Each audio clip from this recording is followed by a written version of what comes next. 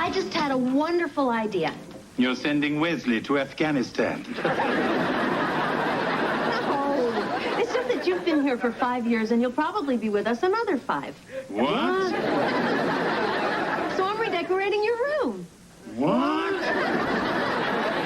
Don't worry, it will be tasteful and charming, I promise. Well, just look what I did with Kevin's old room. You mean putting in a giant screen TV and painting the windows black? Real sentimental, Mom.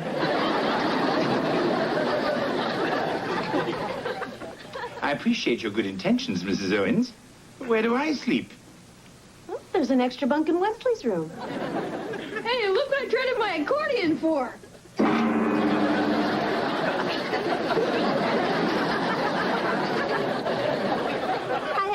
Hi, Ange. You ready for school? Almost. I'm reading up on current events. Oh, I knew a current event once, but that was years ago. This is for speech club. You're joining the speech club? Yeah, to learn how to express myself better and become more articulate. Okay. Who's the guy? There is no guy. You know, maybe I'll join the speech club, too. You? Well, don't act so shocked, Heather. I'm really good at expressing myself. Oh, hi, Angela. Oh, Mrs. Owens, my parents, well, they're going on a vacation. It's okay, honey. Your mother already called. You can stay here. Just think, I'll be living here all week. Isn't that great, Mr.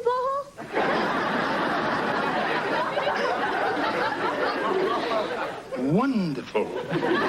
With your moving in and my bunking with Wesley, it'll be a dream come true.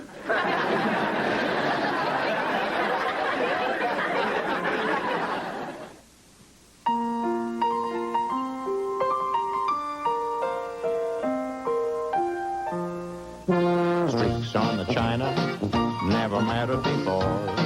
Who cares when you drop kicked your jacket as you came through the door? No one glared. According to our new rival, life is more than mere survival, and we just might live a good life yet. And sometimes people leave their sprinklers running even when it's raining, or they hose off their driveways in the middle of a drought. Angela, the topic is illegal immigration. I thought you said illegal irrigation. An easy mistake. Should I start over? No. I tell you what, why don't we hear from one of our more experienced speakers, Marvin.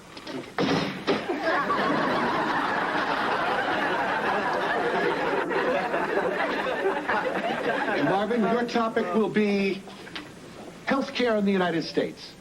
Go. Healthcare. Many Americans cannot get or afford the medical care they need. Conservatives propose slashing public health care programs. Liberals want to pour billions of dollars into national health insurance. In my opinion, we should encourage insurance companies to pay for preventive medicine and establish a decentralized delivery system of public health care. Thank you. Boy, he's really good. Yeah, and he's cute, too, in a geeky sort of way. Excellent, Marvin. Thank you. See you all next time. Watch this. I'm going to go introduce myself. I'm Heather. You know, that was a really good speech. Oh, I gotta go to the bathroom. Well, you know what they say. All brain and no bladder. Night, Mom. Night, Dad.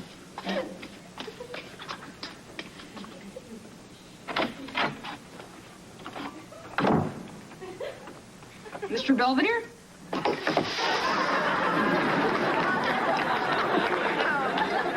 Yes? What was that for? I wanted to strike first before you unleashed whatever fiendish prank you were planning. Well, I guess you got me.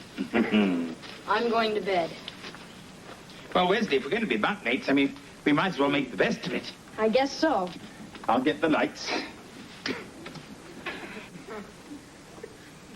Are you asleep, Wesley? No. Would you like a little entertainment? Huh? Back by popular demand, Sir Rodney Rabbit. Hello, Sir Rodney. Good afternoon, speakers. Why don't we begin today with a practice debate on the subject of nuclear disarmament? Who would like to take the pro position? Heather. And opposing? Marvin. Heather, your opening statement?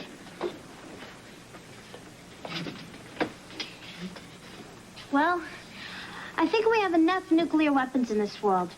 I mean, how many times can we blow ourselves up? All it is a big waste of money, which we could put into social programs to help humanity. Thank you.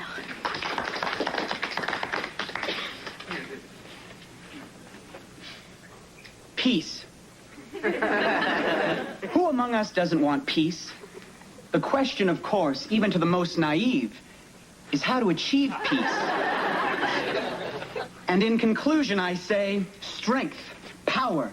These are the guardians of liberty, the protectors of this grand experiment we call democracy. Thank you.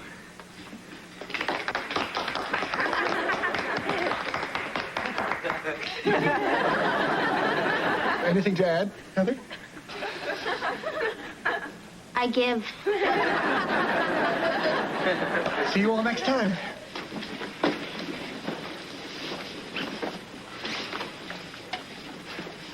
So, congratulations. Thanks. You know, you sure mopped up the floor with me. I'm sorry. Bye. Well, you know what? You're so good. I could sure use a few pointers from you. How about tomorrow after school, my house? You mean your house? Where you live? Yeah. Well, sure. Why not? Oh.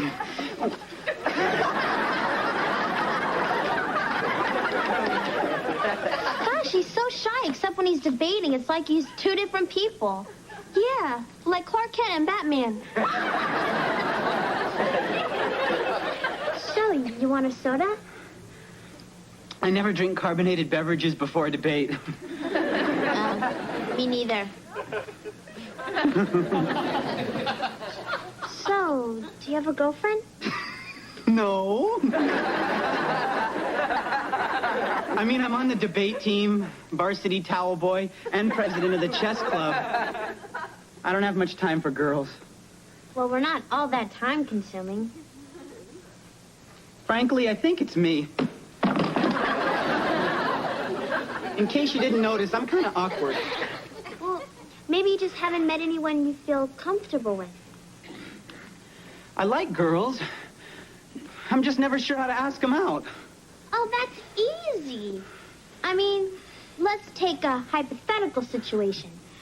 Say you were asking me out. You? Uh-huh. Well, what would you say? I don't know. Well, just say, would you like to go out for a pizza and maybe see a movie tonight? Whew, slow down. This is good stuff. Anyway, chances are the hypothetical person would say, I'd love to. Hi, Marvin. Hi. Angela, we were kind of in the middle of something. Oh, okay. Say, Angela, before you go.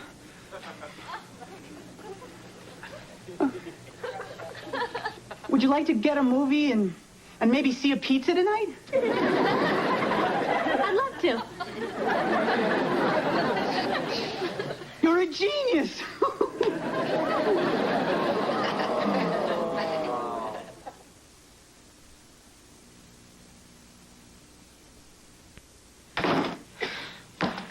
So, how was the movie?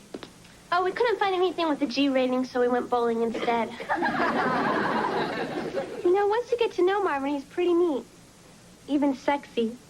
There was a moment when he got his thumb stuck in the ball and I was trying to help him get it out. And our bodies became completely intertwined. Well, then what happened? He had an asthma attack. Gee, too bad. You know, I never would have met not, Marvin, if I hadn't joined the speech club. And I never would have joined if you hadn't joined. Boy, talk about destiny, huh? Talk about density. In conclusion, freedom of speech is one of our most cherished rights and must never be taken for granted. Thank you. Thank you, Heather. You just earned a spot on the debate team for this Saturday's speech meet against Fielding High. That's all for today. Angela, could I see you for a second? Hey, that's great about you making the team. Oh, thanks, Marvin. And thank you. Angela has changed my life. Marvin, you went bowling together once. The thing is, Angela has brought me out of my shell. I can talk to her just like I'm talking to you. Well, now that you can talk to me, why don't you ask me out? Huh? Well, it just so happens I have 2 tickets to a special taping of Firing Line from Pittsburgh. Gee, that sounds tempting, but I kind of had plans on going to the library with Angela. William F. Buckley's debating Mr. Rogers. Well, the library will always be there tomorrow. Mr. Wiggins took me out of impromptu speaking and made me a scorekeeper. Says I'm a natural. Well, now that you're keeping score, it's 1-1. See you later, Marvin.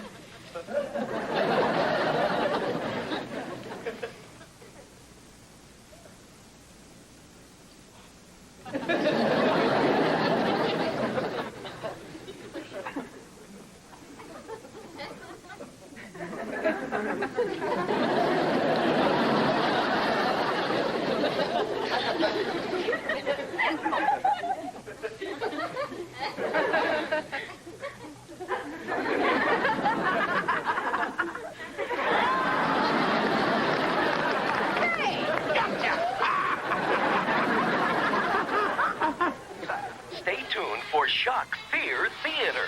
Tonight's feature, Rug Varmints from Hell.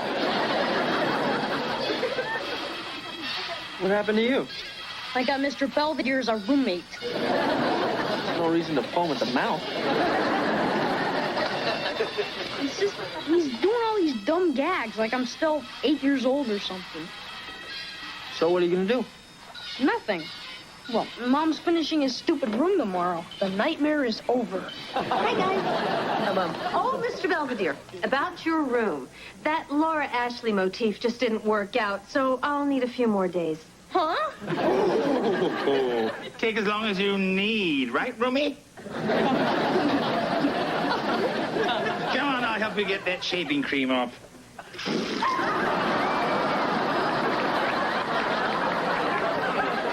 Morning. Oh, you got in kind of late last night. Have a nice time. Great.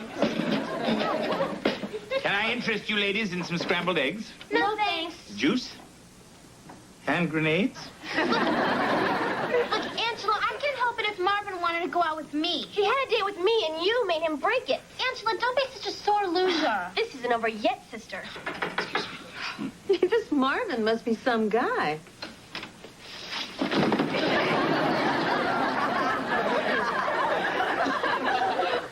I'll get it. Hi, Marvin. You can leave, Angela. I invited Marvin over to review for the debate. So did I. Well, you don't have to review. You're scorekeeper. We can work together. I'll review with Heather. Then you can score with me. I mean, the debate. Right. Oh, gosh, where's my head? I left my topic file out in the car. Be right back. I'm gonna go get some root beer. He loves soda. I want to get it. Angela, wait! There's none here. I think there's some in the refrigerator downstairs.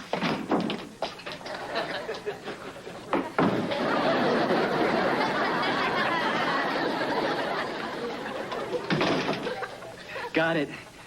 Where's Angela? She went out for some air. Why don't we start without her? What's that?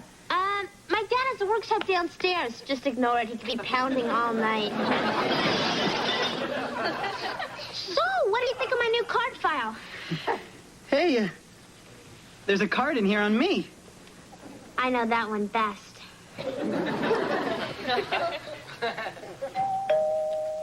Hold that thought.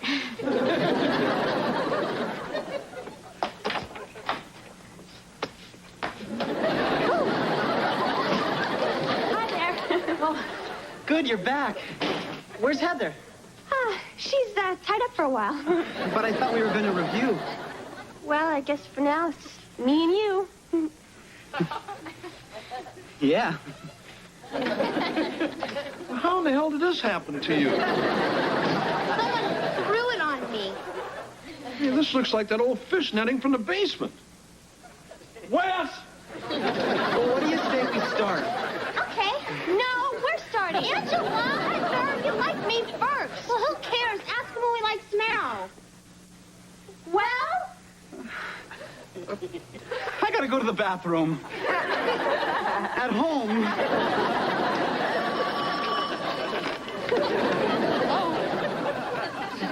Hi, how you doing?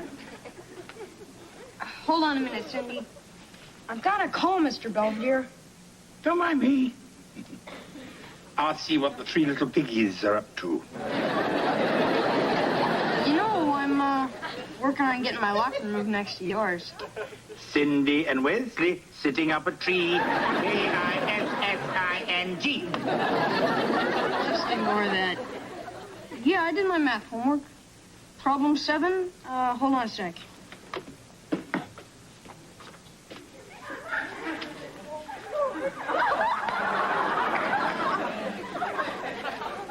Here it is.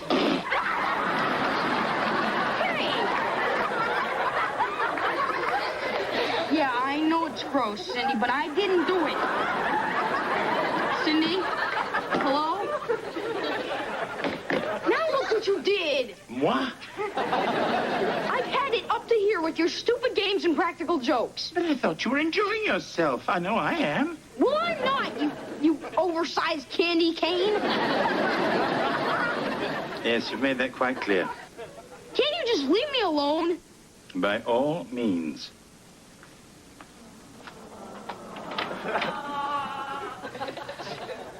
I'll not be patronized by you any longer.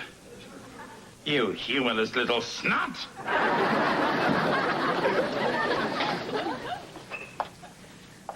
Hi, Marvin. All ready for the debate? Oh, God, it's you. Hi. Oh, God, it's her. What are you doing here? Beverly Clark has mono, and everyone else has entered another event, so Mr. Wiggins put me in. And that's the last thing I'm going to say to you for the rest of my life. By the way, you're ugly. Good afternoon, and welcome to today's debate between Fielding High and our own Van Buren Speechmasters. The topic for today's debate is, in an era of serious national debt, can we preserve the Social Security system? Van Buren, having won the toss, will go first and defend the pro position. Social Security. Yes, it is expensive, and it will get more expensive. But whatever the cost, we must preserve it. He's right. It's like working really hard for something or someone, and your best friend waltzes in and takes away what's rightfully yours. Or you have it, and the next thing you know, your so-called best friend tries to steal it. I object. This isn't supposed to be tag team debating. Please, Heather, Angela. Oh, shut up! Speechmasters, you're supposed to be debating them. Well, maybe we would be if he'd make up his mind. Yeah, this is all his fault. Look, you're driving me crazy. I can't take it anymore. I appreciate everything you two have done for me, but you're just too intense. I'm going to go find a nice, quiet girl without a best friend. Thank you. Mr. Wiggins, I guess we kind of made fools of ourselves, and I'm really sorry we embarrassed the school. Yeah, what can we do to make it up to you? Join the skydiving club. This was the most humiliating experience of my life. Worse than the time you were talking to Chad Smith and I made a face behind his back and you laughed and chocolate milk came out of your nose? Angela, we made fools of ourselves over a guy. What did you see in him anyway? I don't know. What did you see in him? I guess we wanted to want him so bad that we wanted to want him just to want him. I mean, we got caught up in the competition for him. Yeah, that too. Well, let's promise never to do that again. Promise. Excuse me. Would you like to go out for a pizza and maybe see a movie tonight? We have to go to the bathroom. Room's still not ready yet, huh? Your mother promised it for tomorrow.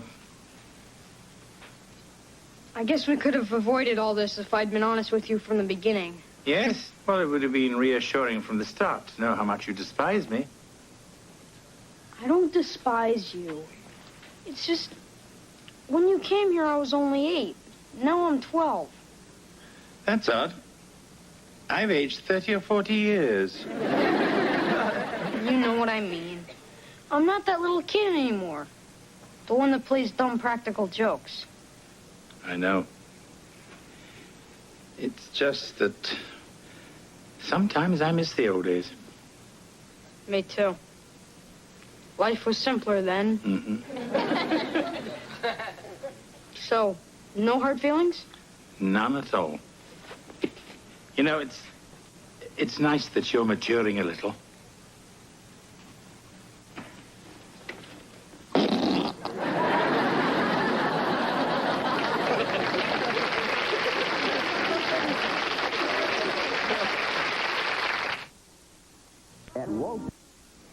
Being temporarily displaced, I'm forced to record my journal entry where I can find a moment's peace. Wesley and I have reached an understanding about his emerging maturity, although I dare not let my guard down since he seems prone to relapse. And as for Heather and Angela, their friendship seems to have endured love and war. And as for my room, well, that's anyone's guess.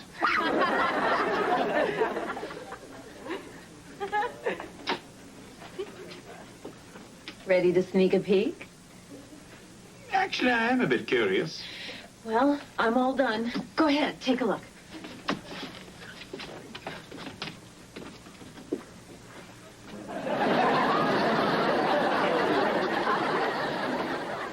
I'm not sure about the wallpaper.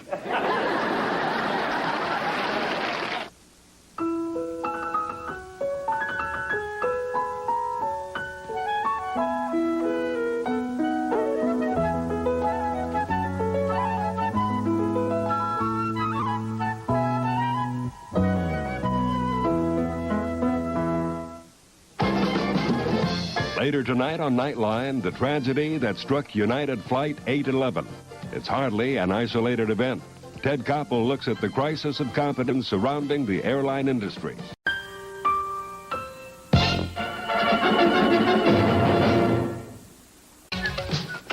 Ah, hello, Kevin. Oh, hi, Mr. Belvedere.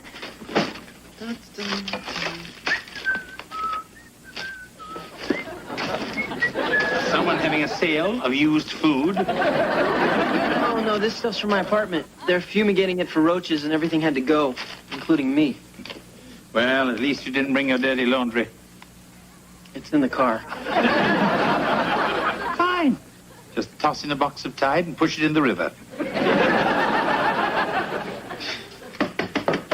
Yeah, come on in, Carl.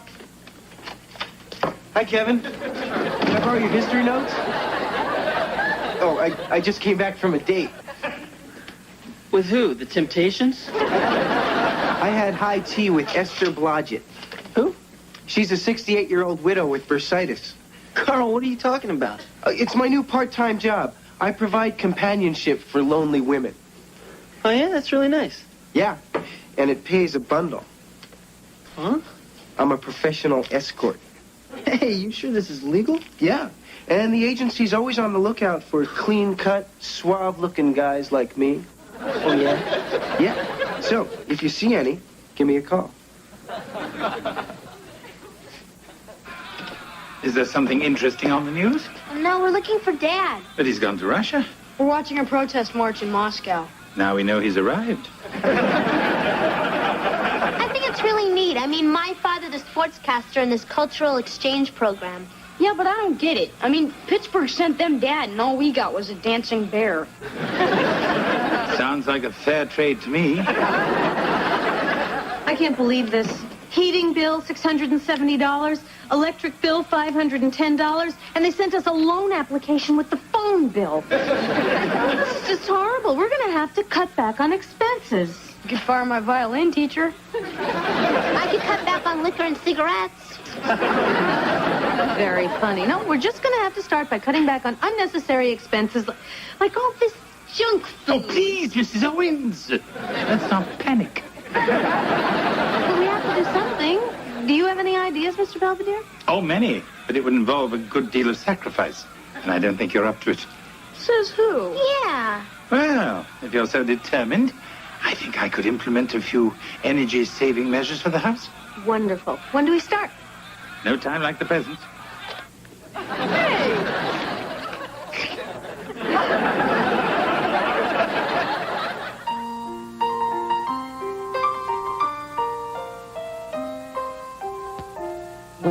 Streaks on the china never mattered before. Who cared when you drop kicked your jacket as you came through the door? No one glared, but sometimes things get turned around and no one spared. All hands look out below. There's a change in the status quo. Gonna need all the help that we can get. According to our new arrival, life is more than mere survival. We just might live the good life yet.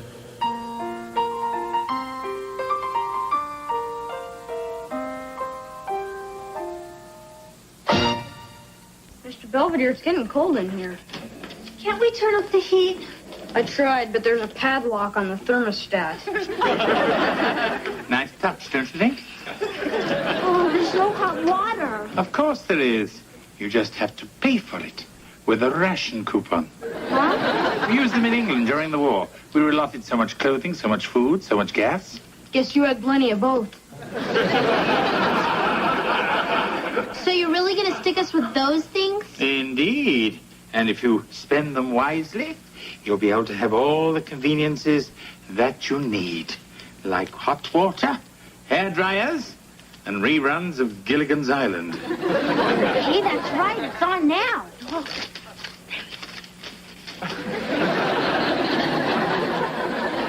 You're gonna be great, buddy. I can tell you're a natural. Gee, Kev, you must have a really hot date. Yeah, bring her over. We could stand around her and warm our hands. Where you going, honey? I'm, starting a new job tonight. Oh? So, what exactly is your new job, Kevin? Well, I'm in what you might call a service industry. Yeah, he sort of gets dressed up and provides a service. Like a doctor? More like a babysitter. What? Mom, I'm an escort. You mean those people that women pay to go out with them? Yeah. Oh, wow, my brother's a hooker. I can assure you, Mrs. Owens, Kevin is a highly trained Ed's Affordable Escorts professional. There's absolutely no hanky-panky involved. Oh, gee, Kevin, I don't know about this. I don't like it at all. But, you're old enough to make your own decisions. Thanks, Mom. Regardless of how your mother feels. Come along, children.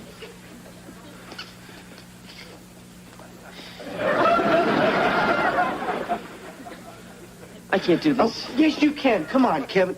All you have to do is take out a nice, sweet old lady. What's the big deal?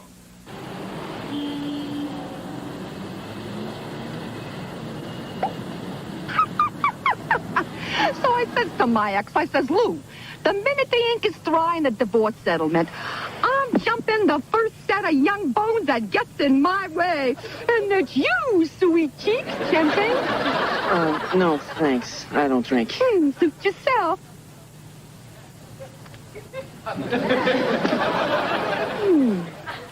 Excuse me, can you drop me off at the next corner? I live there. At the sewage treatment plant. I'm a student. The rent's cheap. Okay, I'll drop you. After one more turn around the city. Hey, it's freezing in here. Yeah, well, it's gonna warm up pretty quick. What's the matter? I thought you said I'd get a sweet old lady. Didn't you? Hardly. I got this crazy sex bot who cornered me in a limo and wouldn't take her hands off me. I'm shocked. What's your number? Carl, this isn't funny. I've got a Corinthian leather rash you wouldn't believe. I've had it. Kevin, I'm disappointed in you. One bad experience and you quit? I thought you were a professional. Huh? How do you ever expect to get anywhere in life? When the going gets tough, the tough get going. You want something, don't you? All you have to do is take a sweet old lady out on the town. No way. Oh, come on. It's an emergency. Oh? What's her name? Claudette. You mean that French exchange student? From France? Oui, oui, oui. Forget it. Oh, I could introduce you to her American cousin, Fifi Lipschitz.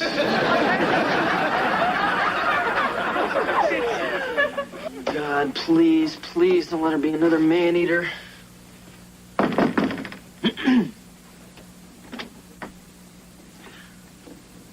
Thank you. Hi, Kevin, I'm your date. Oh, I'm Florence. Is something the matter? But I was expecting someone a little bit older. Oh. Well, these are for you. Oh, well, thank you. So, where are we off to this evening? Well, that depends. Have you ever heard of Tex Beneke? Oh, yeah, I know him. Shortstop for the Red Sox, right? Oh, okay. Can you do the jitterbug? No, but I have a nervous tick. Oh, dear. I did ask specifically for someone who could dance. I just knew this escort thing wouldn't work. It is the last time I'm going to get a date out of the Yellow Pages. Hey, come on, wait a minute. If it means anything, I was the hokey pokey champ in the 3rd grade. Well, I already had the tickets. And it sure beats sitting at home watching the Golden Girls. So what do you say we give it a shot? Let's go, pal. I tick a ticky tick, a tick a ticky tock, a tick a tick. Hey, kid, don't poop out on me now. Hey, it's just fun to dance show if you have 3 flights of stairs. I'm the one who threw you over my shoulder to get it. I haven't won a dance trophy since Atlantic City, 1945. My husband and I danced all night, and then we got married at sunrise. Boy, it sounds like you two had a lot of fun. Oh, we really did. I still miss him. Say, how about a cup of coffee for the road? Oh, I wish I could, but I've got an early class. Oh. I should go. Well, haven't you forgotten something? What? Your fee. Oh, I forgot all about that. Here you go. And keep the change. Thanks. Here. You know, I had such a good time tonight. I feel kind of strange taking this. Hey, Count Basie's band's coming to town next week. Are you up to learning the Lindy? You bet. Mr. Belvedere, what happened to the telephone? Right here. A payphone? How am I supposed to call Angela? Try collect. Forget it, I'll just drive to her house. Oh, Heather. You've used up all your gas coupons. Get it?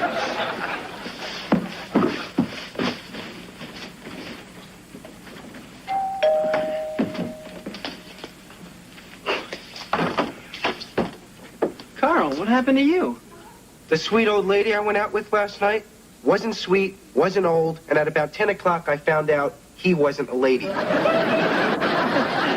Gee, Carl, that's too bad. And what's going on with you, pal? I was just down at the agency, and they told me you turned down your last 3 jobs.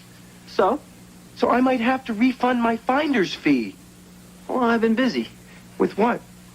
With Florence. We've been seeing a lot of each other. Oh, I get it. She's been paying you under the table. Good scam, Kev. Oh, Carl, I'm not charging her. What? Well, I'm seeing her because I like her. That's sick. Hey, come on. She's a sweet old lady. She's probably living off Social Security. What do you want me to do, squeeze every last dime out of her? I would.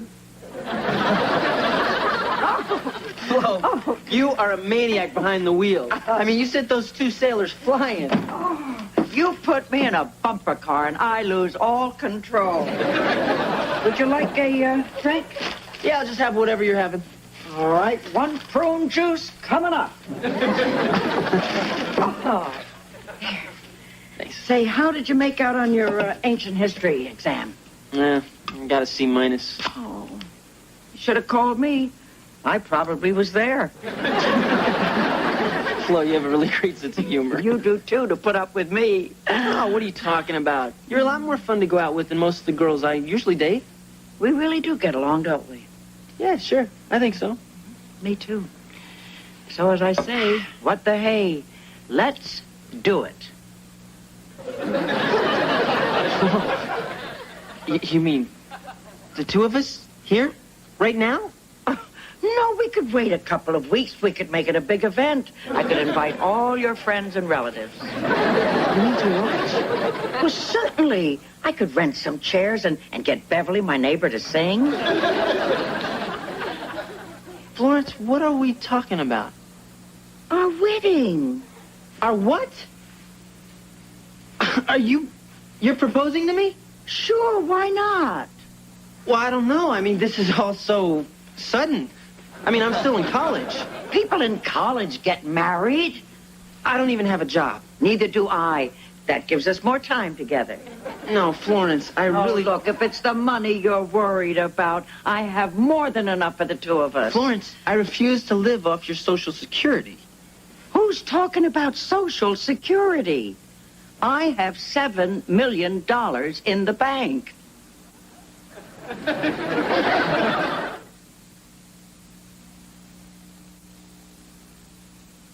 Remodeling it.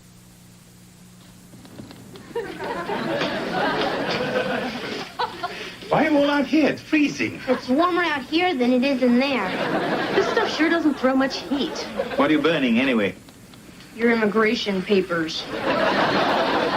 I'd give anything for a hot meal. You could have had one. If you hadn't blown all your ration coupons on your Lady Norelco. Hey, let's go down to the railroad tracks. I hear it's stew night. What are we waiting for? Well, no sense in wasting a good fire.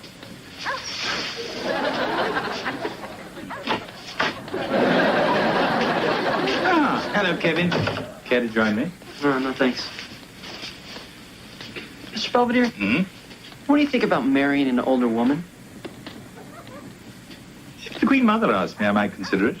It's talking about me. I was afraid of that. See, I met this really nice lady, Florence. We've been getting along great, and she asked me to marry her. How old is this very nice lady? 65. Kevin, why would you even consider marrying a 65-year-old woman? Because she loves me. And she has $7 million that she wants to leave all to me. Will you be needing a housekeeper? This is serious, Mr. Belvedere. Look, Kevin, answer me one question. If Florence didn't have all that money, would you still want to marry her? Good night, Kevin.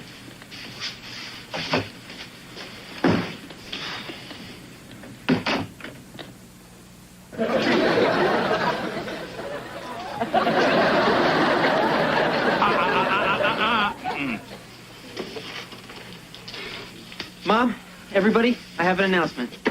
I'm getting married. What? To who? Oh, nobody special, just some girl. What girl? Well, actually, she's more than a girl. She's actually kind of like a woman. And I met her at work. You're marrying some bimbo who's been paying you to squire her around town? Gee, Kev, you must have squired her pretty good. Hey, look, guys. Hey, look, guys. Me, mister. I saw The Graduate. I know all about these sex-crazed middle-aged women trying to get their hooks into innocent young boys. Mom. I can just see her. She probably wears 4 tons of jewelry and 2 inches of makeup. It's not like I want to meet this woman tonight. Here, face to face. Oh, this This is like being at the equator. Yeah, it must be almost 65 degrees in here. Get too comfortable.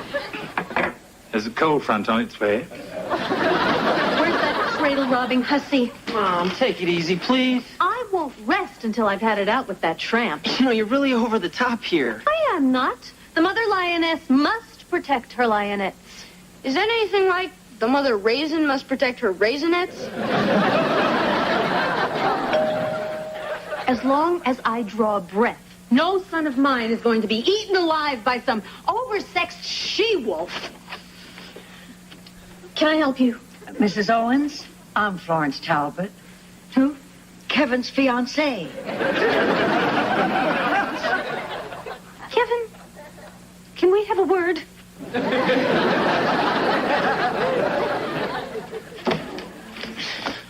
All right, young man, what is going on? What do you mean? Just exactly how old is your fiancé?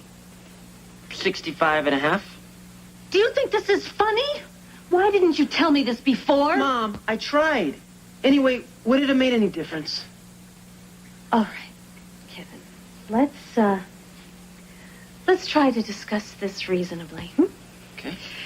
You think you want to marry this Florence person. Just tell me why. She loves me. Oh, come on, Kevin. The woman is 3 times your age. There's got to be more to it than that. Maybe.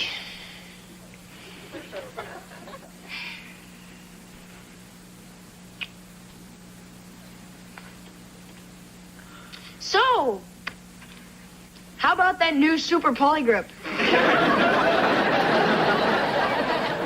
Are you and Kevin planning on having kids right away? Why don't you children go and play in the traffic? Scram.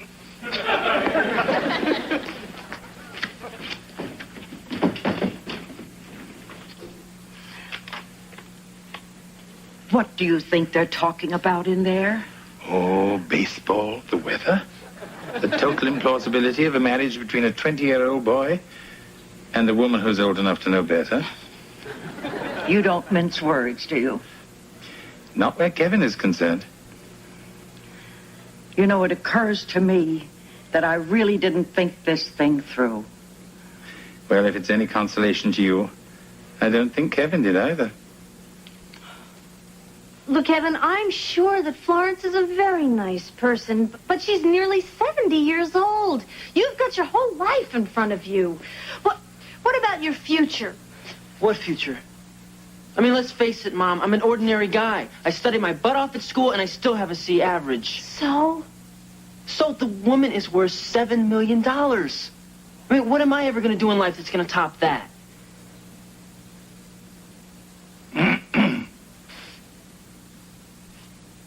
Florence. I think I've created enough trouble tonight. I'd better be going. Oh, no, actually, we were just leaving.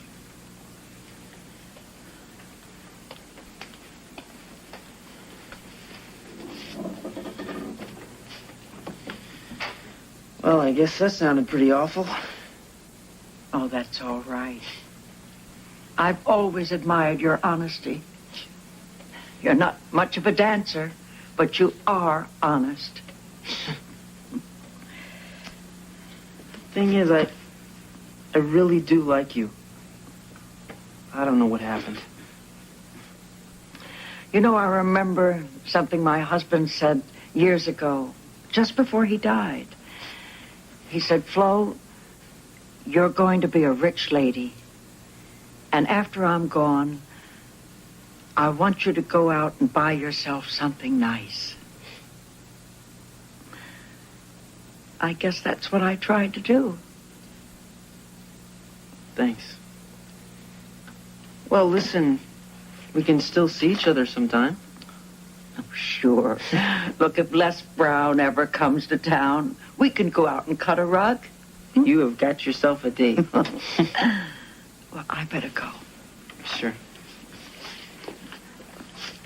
By the way, how old is that housekeeper of yours?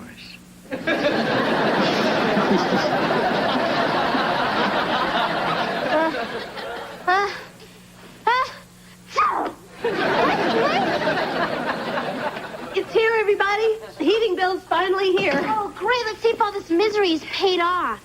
I can't believe it. It's $3 higher than last month. No way. There must be some mistake. Maybe Mr. Belvedere can figure it out.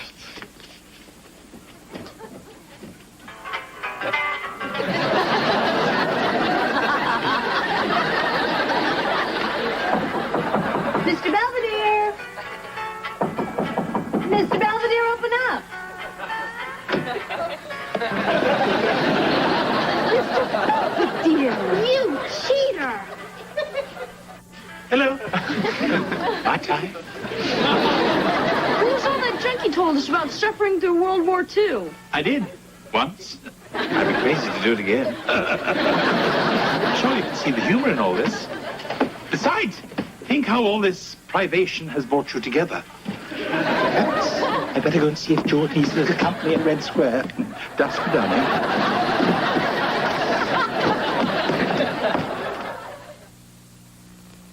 Mr. Belvedere will be right back. Still abusing me. Deadly Silence, Sunday.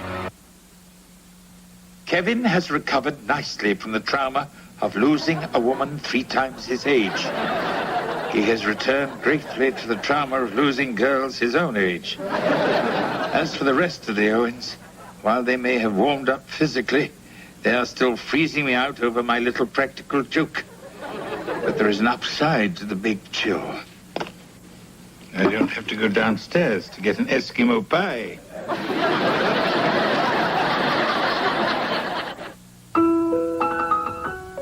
I'm Ted Koppel. Later on Nightline, it's Charlie Chaplin's 100th birthday this Sunday, and there'll be special commemorations around the world. We'll celebrate tonight.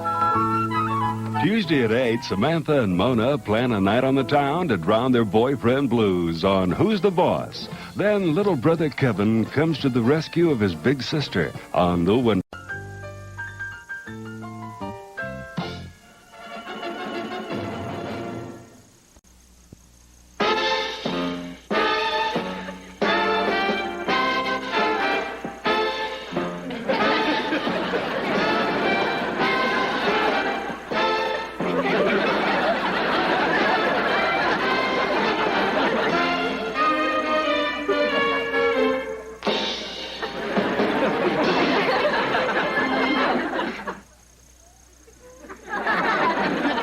I know I'll regret asking this, but what exactly are you doing? Practicing. For what? The rodeo? Well, I'm going to be a stripper to raise money for charity. Of course. Why pass the hat when you can drop the pants? Hey, look, if I can help just one poor kid by letting a bunch of screaming women drop dollar bills into my shorts, then it's worth it.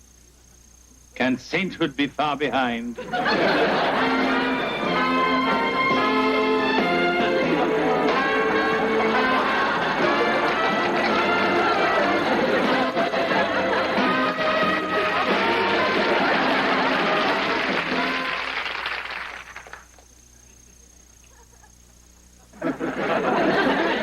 Or Salisbury steak, anyone? I'm still chewing this piece. It's not too tough, is it? Not if you're Jaws. Go ahead. Make fun. I'm in court all day trying to nail a slumlord. Then I rush home because it's Mr. Belvedere's day off, and I want my children to have a nice hot meal. And this is the thanks I get. Come on, Mom. Finish it, man. Really. Right? Right. Right. Yeah. Besides, I wanted to go on a diet anyway. Excuse me.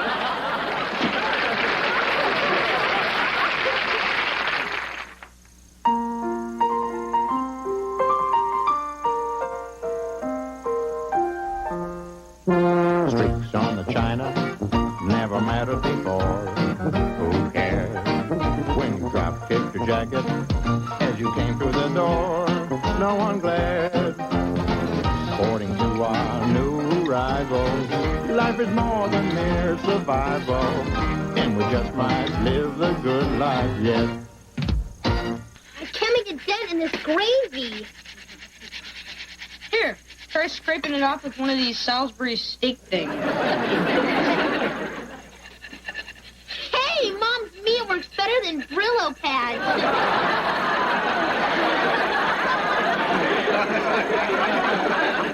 Nice going, Hez. Well, it was your stupid idea.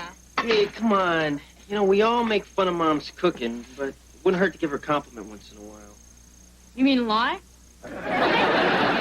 Well, it's not lying. It's called being tactful. You mean like if I told you you're smart and beautiful? No, that would be lying. Real funny, Cap. All right, look, Dad's away in Russia and Mom's lonely. I think we should try and be extra nice to her. Okay? Okay. Great. Now let's be extra nice to ourselves and go get a pizza.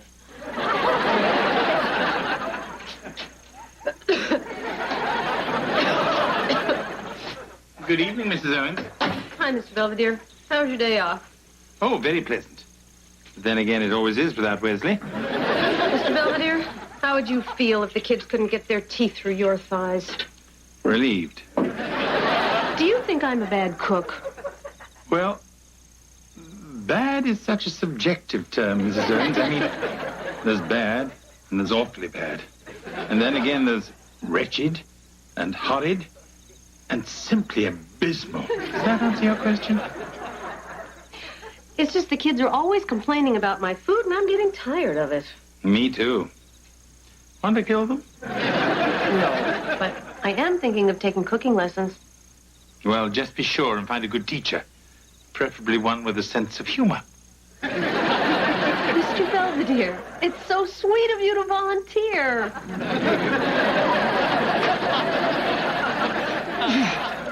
Mr. Belvedere, you're my trainer. Talk to me.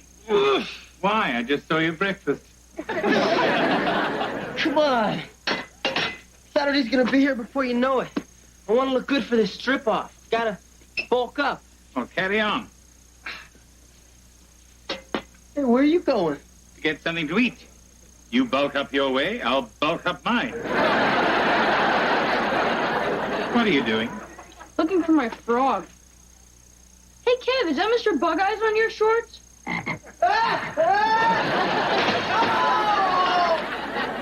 I suppose it was. For our first lesson, I thought we'd start with something foolproof. Good old Yankee pot roast. Oh, that's easy. You just take a hunk of meat, throw it in a pot, dump in a box of salt, and boil everything till the water's all gone. My grandmother's recipe. Ah, then it is hereditary. So, perhaps we should start with something even more basic, Oh, okay. like spaghetti. Sure. Meet Chef Boyardee. Kevin, what happened? Mr. Bug Eyes made me sprain my wrist. Wait till I get my good hand on him.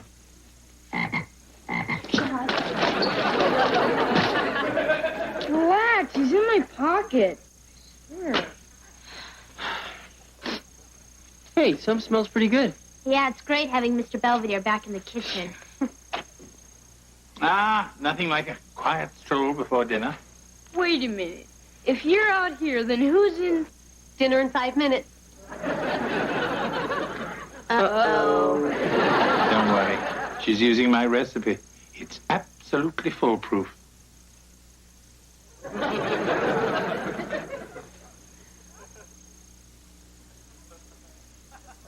So how is it? Mom, what'd you do to this meat? I mean, to make it so tangy. Oh, Mr. Belvedere gave me a few tips, like adding a bunch of beef bouillon cubes. Mrs. Owens, I distinctly remember telling you to add only 2 cubes. I know, but after you left, I got to thinking that if 2 would make it good, then 12 would make it fantastic. Right you are, Mom. That sounds like the smoke alarm. Oh, good. The rolls must be ready.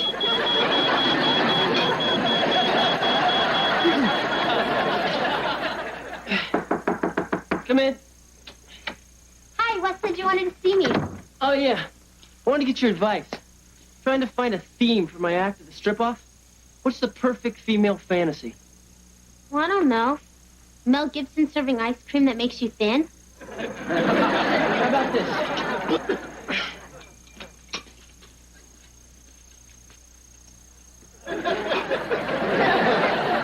You're gonna be an FTD florist? No, I'm a Roman gladiator. Well, good luck, Spartacus. Spartacus didn't wear a shirt.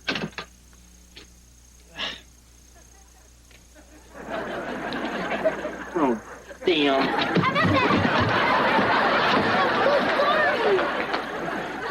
Mrs. Owens, I see you started without me. Yeah, but the way everyone raved about my dinner last night, I think I'm finally getting some confidence. Well, don't. Move ahead. Too quickly, I mean. Oh, we're having lasagna tonight. Oh. Ooh. Ooh. What did you put in this sauce? Oh, little of this, little of that. I like to be creative. Mm-hmm. Then you should join a ceramics class. Oh, you. Now, it says to add a pinch of oregano to the meatball mixture. Gosh, that hardly seems like enough. Wait! There's something we need. What? Spanish basil. Well, where do we get that? Spain. Well, maybe I can find some at the market. Splendid idea. All right. I'll be right back. Mm-hmm. You keep an eye on everything. Mm-hmm. That should buy me some time.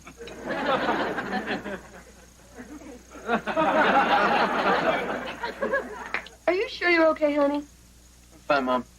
I mean, I still have some vision in one eye. I said I was sorry. Well, I baked you something that's going to make you feel a lot better. Your favorite, pineapple upside-down cake. You can bring it in, Mr. Belvedere. All right, Mrs. Owens. I'm just taking it out of the oven.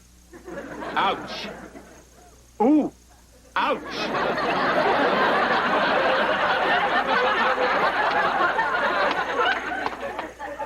It's too good. She'll never believe it.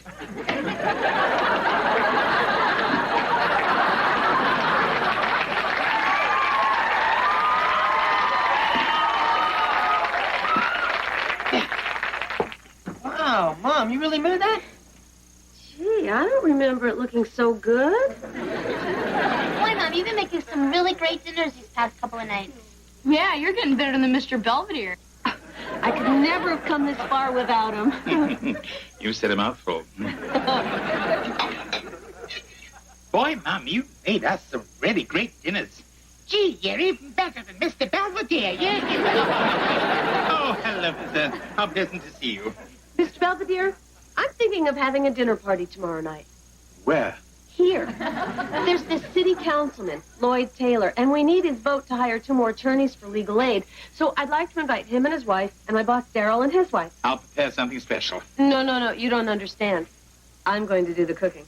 But I thought you liked these people. And would want to spend as much time with them as you can. Right, so why don't you serve the meal and I'll do everything else? I want to make a big impression. I think you can count on that. Kevin, why do you keep doing this to yourself?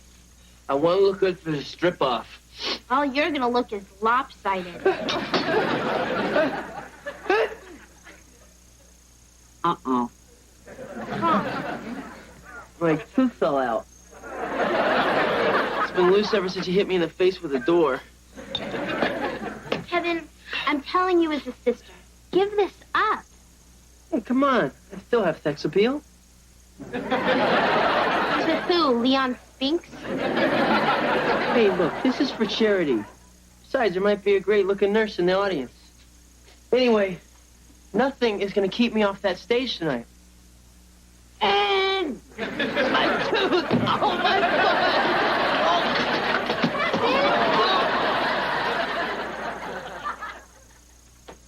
I see you. Mrs. Owens, I was just wondering if I might be of some assistance. Thanks all the same, but I want to make this dinner all by myself. It's important to my sense of self-worth. I wouldn't get in the way, and I can tell a few amusing anecdotes. Perhaps do some of my bird calls. Hey,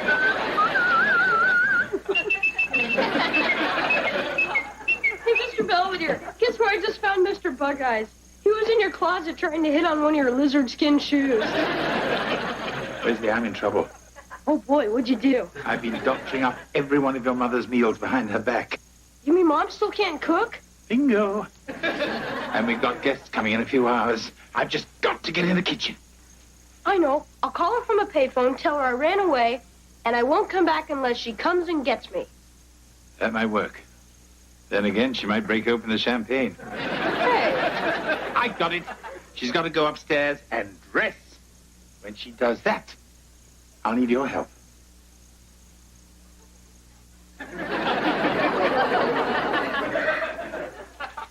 Well, I guess I'll go get ready. Oh, by the way, Mr. Belvedere said that since you're doing such a good job in the kitchen, he went to a double feature. Good. Then I can take a nice hot bath and not have to worry about him snooping around the kitchen. Yeah, he can be a real Budinsky.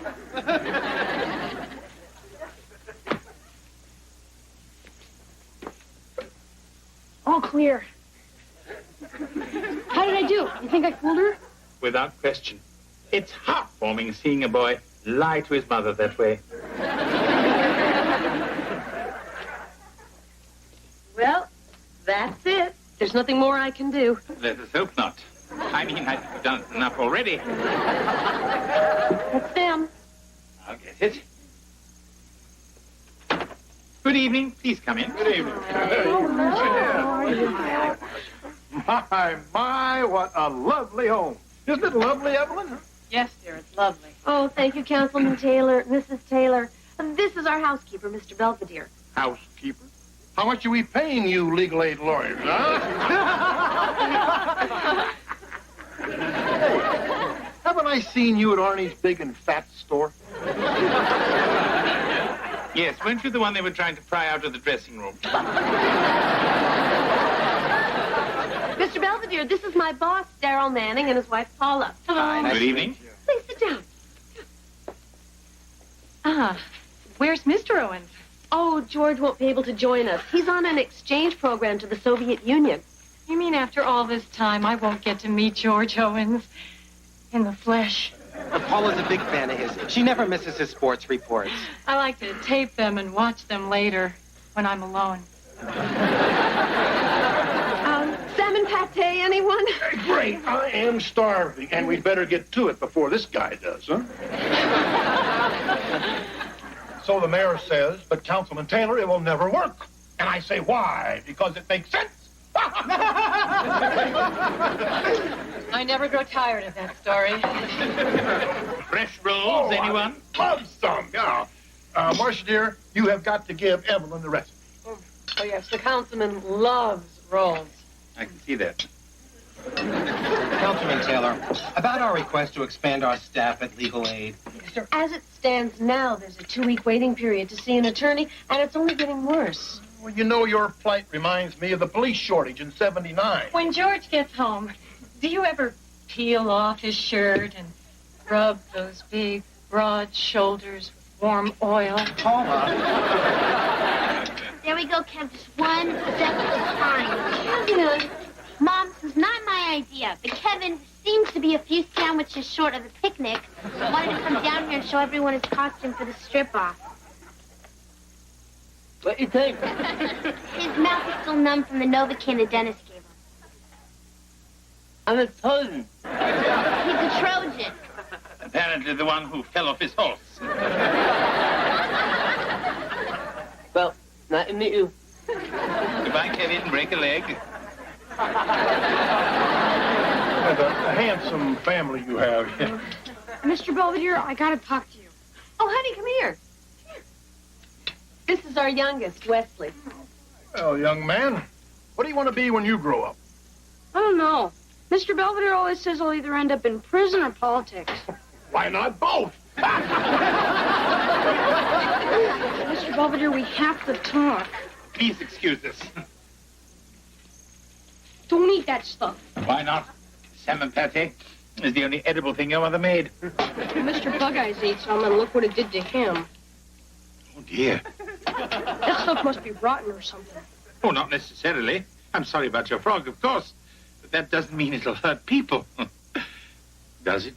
I don't know. Guess we'll find out if everybody drops dead. Where's the first aid manual? It's over here. Check under food poisoning. Okay, here it is. Food poisoning is caused by bacterial toxins. It says to induce vomiting with 1 tablespoon of syrup of ipecac. You used the last bottle after one of your mother's meatloaves. Well, there's nothing to it. I should just have to go out there and tell everyone your mother's poisoned them. No! This dinner's important to Mom. She's trying to make a good impression. Yes, I suppose you're right. So what are we going to do? Wesley, I never thought I'd say this, but let's go and make everyone sick.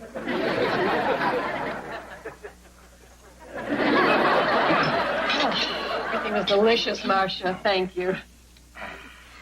Is everybody done? Well, I know I am. I couldn't eat another thing if you paid me, and I am an elected official. You know, Councilman, that reminds me of ancient Rome. The upper classes used to gorge on their food and then tickle their throats with a feather, thereby causing them to regurgitate their feast into a nearby trough. Yeah, I've got 2 feathers right here if anyone wants to try it. Really? Just kidding. Come on, Mr. Belvedere, I'll help you clear the table. Anyway, Councilman, as we were saying, about the caseload situation... Hey, Mr. Belvedere, look at this rice. Doesn't it kind of look like a big bowl of maggots? Perhaps, Wesley. They're not quite as slimy or wiggly. Mr. Belvedere? I think I'm going to be sick. Oh, cool. Just like Debbie Price. She had extra lunch special all over her desk. Oh, my God. Yeah. Then the substitute teacher saw it and had to barf in a wastebasket. Oh, Wesley T. Owens, you go to your room. But, Mrs. Owens... And you can go with him. Mrs. Owens, the boy is only trying to help. It appears we may all be suffering from food poisoning. My frog ate some of that salmon spread you made, and, well, he croaked. I mean, literally. Oh, no. We consulted the first aid manual, and it says that we all must, well... I think we got the picture. I think we should all pay a visit to the nearest emergency room. I'm so sorry. But, you're all welcome back for pie.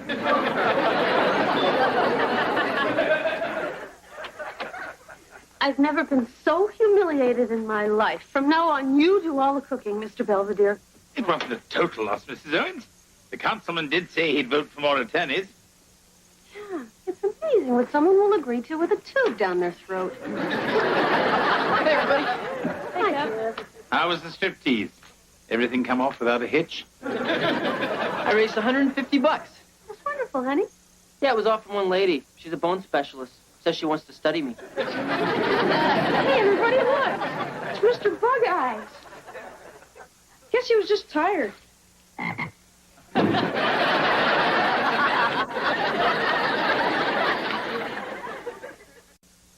Mrs. Owens tells me that both new attorneys at Legal Aid are working out very well, and that they were the only ones brave enough to sample the plate of cookies she made. As for Kevin, the strip-off for charity was so successful that they're having another one this weekend. Kevin cannot attend on the advice of his bone specialist. He is sending a proxy. Ladies, you ain't seen nothing yet.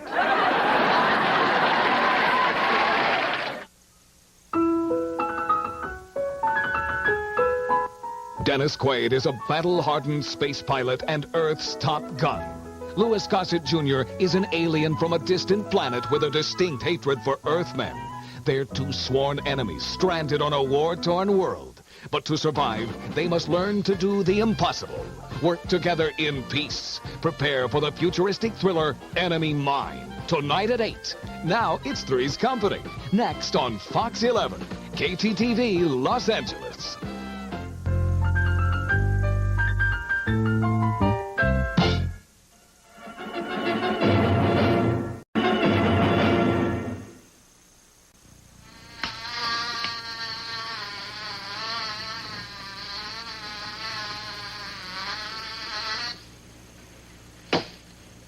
Oops.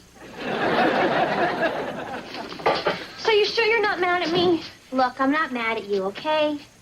Okay. Goodbye, Mr. Goldbladder. I'm so mad at her. She stole the topic that I picked out for my sociology report. What was the topic? Is intelligence learned or inherited? In Angela's case, neither. I couldn't believe it. I went went up to Mr. Boyer after class to okay that topic, and Angela just sort of stood there and batted her eyelashes and said, "Gee, that sounds really interesting." And you know what? He gave it to her. You know why? Because she's blonde. Blondes always get everything they want. That's rather a gross generality, don't you think? Oh, yeah? Well, then how do you explain that klutzy Paula Carmelli making the pep squad? Or Sophia Abramowitz passing driver's ed after backing her car into the lunchroom? Happy coincidence? They're all blondes. Well, if you really believe that theory, why don't you put it to the test? Huh? In the 60s, there was an important book called Black Like Me. The author disguised himself as a black man and wrote about his experience. So you think I should bleach my hair and write a book called Blonde Like Me? Well, I don't know if it would make a bestseller, but it would make a fine report. You know, that's not such a geeky idea.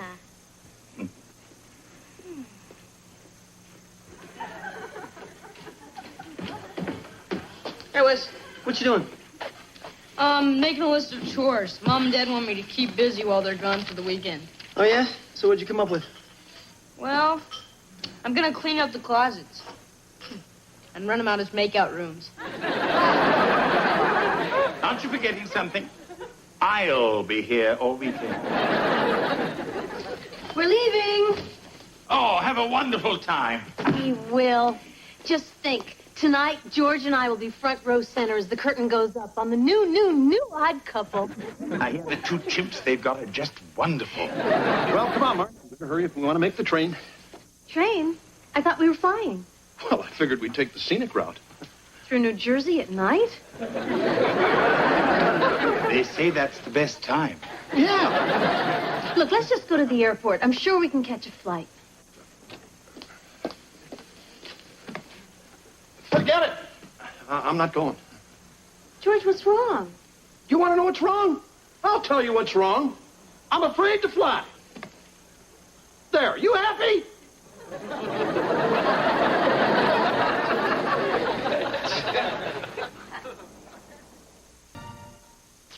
Oh.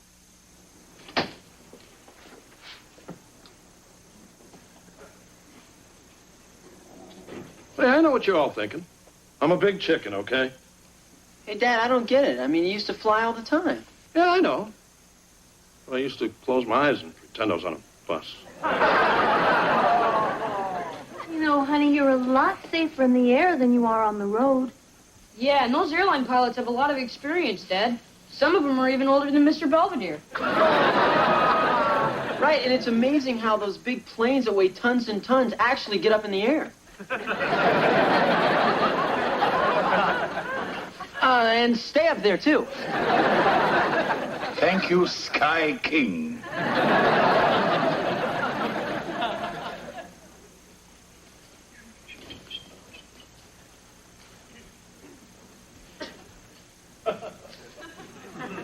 Well, hi there. My name's Kevin. I'm Heather's older brother. You know, the one in college. You're disgusting. Hey, look, I didn't know you dyed your hair. Looks pretty good. I mean, not that good. Hi, Kevin. Hi. Oh, my gosh. So, what do you think? You're blonde. Yeah? But I'm supposed to be the blonde. I mean, it's like our identity. When you think of me, you think blonde. When you think of you think mud. Mud? Or whatever color your hair used to be. It was tawny brown. This is to get back at me for yesterday, isn't it? No, not exactly. Heather. Well, since you did sort of steal my topic, I had to come up with something else. So I figured I'd test this theory that being blonde has certain advantages. Look, it's only temporary, just until I turn in my report. Well, okay, as long as it's just for school. Okay. Still, you look like a bimbo. Thanks. Coffee, tea, or me? Hey, Belvedere. Working on your tan?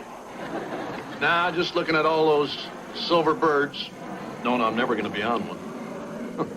George, what really scares you about flying? The takeoff, the landing? Yeah, and everything in between. You know what you have is a phobia, and every phobia can be conquered. Oh, yeah? Huh. I was hoping you'd ask me that.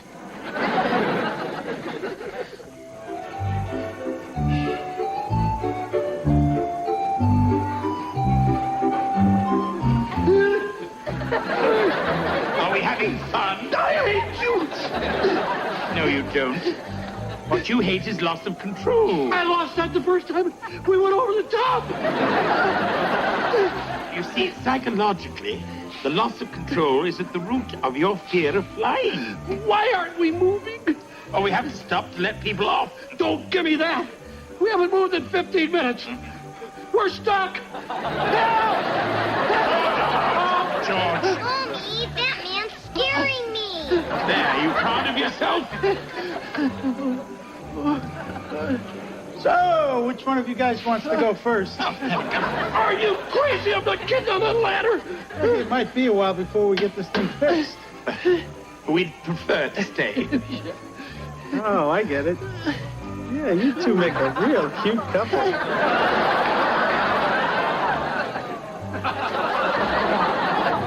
Do something, Belvedere. We're trapped. Mommy, he's scaring me again. Hey, shut up, kid.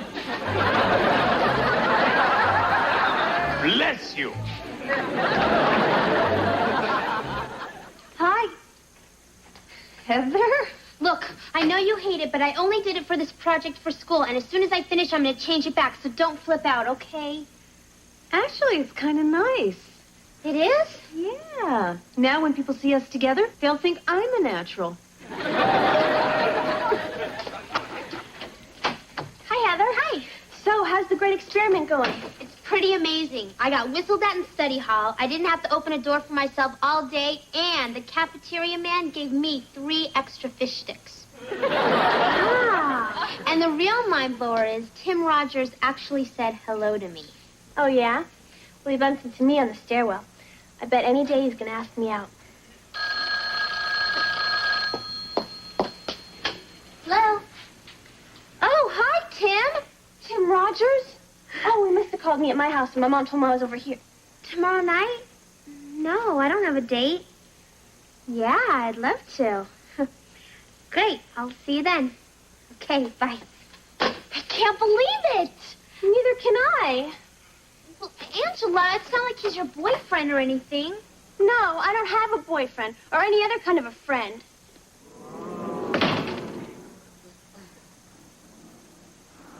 I'm on a bus. I'm on a bus. I'm on a bus. Don't worry, George. I'm sure very soon we'll have our feet planted firmly on the ground. Why is that helicopter flying so low? Hey, you 2 guys on the Ferris wheel. Us? Yeah, you. Grab the ladder. What ladder? Oh. I'm not getting on that thing. You suit yourself, George, but I'm not spending the rest of my life up here. Hey! Let go. Let go.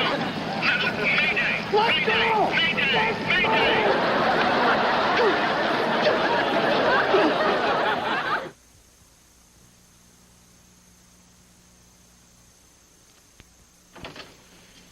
Are you sure you don't want a bite? Get away from me. Where have you two been? Belvedere got some bright idea that he could cure my fear of flying. So he got me up on a stupid Ferris wheel. It broke, and we were stuck up there all night. Well, how did you get down? They moved over this big slide and made us go down in burlap sacks. Well, I was only trying to help. Some help! I'll never fly again. And on top of that, I got a burlap burn. Well, if at first you don't succeed, there's always plan B.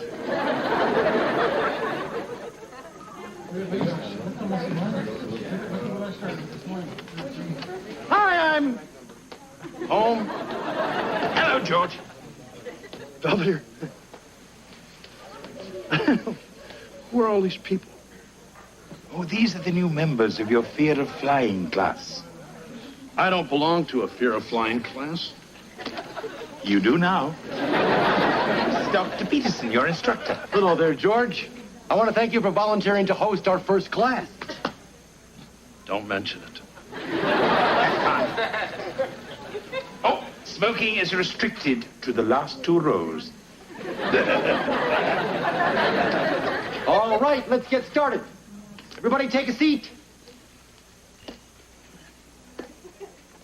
Now, are there any comments or questions before we begin? Yes. What do we do if we hear a strange noise? You know, like a wing falling off? That happened to me once. I was coming back from a nudist convention in Detroit. Just a moment. If this is going to be a scary story, I need to sit next to a strong, well-muscled man. So, as I was saying, I was rehearsing my fan dance. What was the noise? What was the noise? A beef brisket falling off a tray up in first class. What kind of cockamamie story is that? Well, excuse me. And I hate your wallpaper. I'm still scared. People, settle down now, settle down. I know what you're going through. I have been there myself. Huh. You were afraid to fly? Not only was I afraid to fly, I was afraid of flies. And dogs. And umbrellas. And any yellow fruit. So how'd you beat it? Through a process we call desensitization. We talk about the experience that frightened you and then expose you to it bit by bit. Eventually, nothing phases you. In fact, today I am totally fearless. Here, stick this pen through my arm.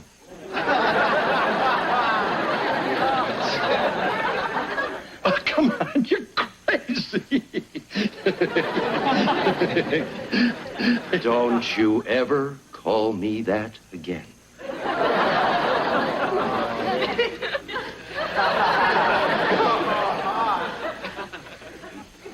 All right now. Who here hates their mother? Oh, what beautiful roses. Boy, I sure never got these when I was a brunette. Except from that guy who worked in the funeral home. How is your sociology report coming? Oh, I turned that in a week ago.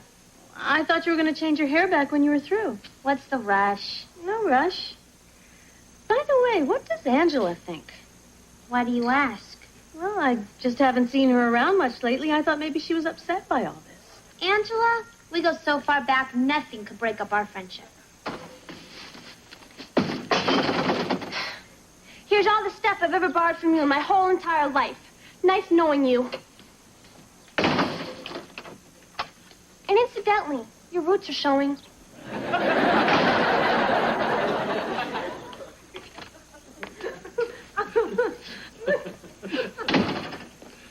And where have you two been? Oh, Marsh helped me with one of my assignments for the Fear of Flying class. We parked at the end of the runway and watched the planes take off. Did you see any? All I know is the roar of the engines really made the earth move. Well, you've missed dinner. And I prepared all George's favorites in honor of his graduation flight tomorrow. Oh, meatloaf with ketchup, potato logs, and creamed corn. Uh-huh. Hey, thanks, big guy. I like it even better cold. You would. George, you've really stuck it out in your class the past 2 weeks. And in honor of your courage, I got you a little something. Oh, wings. Mm-hmm. So, are you all ready for your graduation flight tomorrow? Ready? Are you kidding? You just watch me walk on that plane. Oh, God, Belvedere! I had something to do this.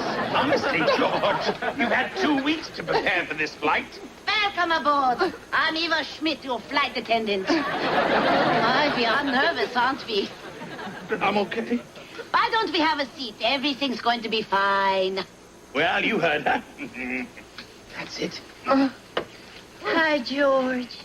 I... Want to share a blanket? I think you'll be more comfortable over here. Welcome aboard, ladies and gentlemen. This is Captain Blodgett. We'll be leaving the gate in approximately 2 minutes. Well, George, I think I have to go now. You sure you'll be all right? Aces! That's the spirit. Don't go, Picker! George, let go. Sit. Buckle up. No! Maybe you should stay. Perhaps I should. All right, George, you can let go. George! Miss Schmidt, please secure the cabin. Either of you guys have a cigarette? I just went through 8 packs in 12 minutes. Sorry. Oh, my gosh. We're moving. We are moving! Please. Dr. Peterson will not be joining us today. What? He had to have a pen removed from his arm. How are we supposed to get through this without Dr. Peterson? Oh, don't worry. You've got me now. So pay attention, Dummkopf. This is for your safety. Now, the exits are clearly marked. What if we lose power and the lights are out and it's pitch dark and we can't see them? Then what? I had that happen to me once. I was on my way back from visiting my sister Ruth. Sit down and buckle it up. Now, in the unlikely event of a water landing... I said unlikely. Your seat cushions will serve as your life vest. Leave them alone! Now, you'll find one of these in your seat back pockets in case you toss your cookies, which I'll be serving along with your favorite beverage. Now, are there any questions? Ladies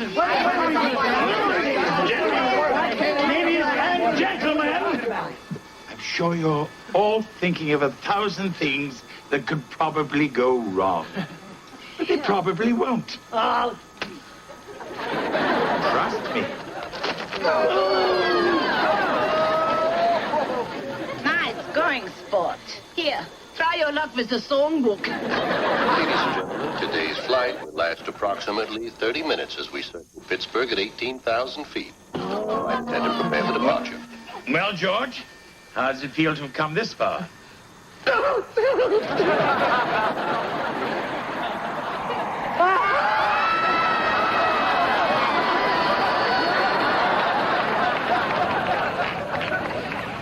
Funiculi, funicula, funiculi, funicula. Diablo, funiculi, funicula. Feeling any better? Hey, big guy, this wasn't so bad after all. You see, there's nothing to be afraid of up here. George, you have a lovely voice. Well, almost nothing. You know, strangers in the night. All the fight for the landing gear to get stuck. We'll try and crank them down manually. But... Oh, hi there. Having a nice flight? That depends. Crank what down manually? The windows? Yeah, that's it. I think I'll go serve some drinks. On the house. Oh, it's really no big deal. It's just the wheels won't come down. What? Oh, don't worry. Wheels do this kind of thing every now and then. What happens if the wheels don't come down before we land? Oh, I've already alerted the airport. They'll foam the runway and we'll bring her in on a belly. On her belly? Yeah, like a giant slip and slide. Good having someone like you aboard at a time like this. You seem to have a way with these people. Uh-oh.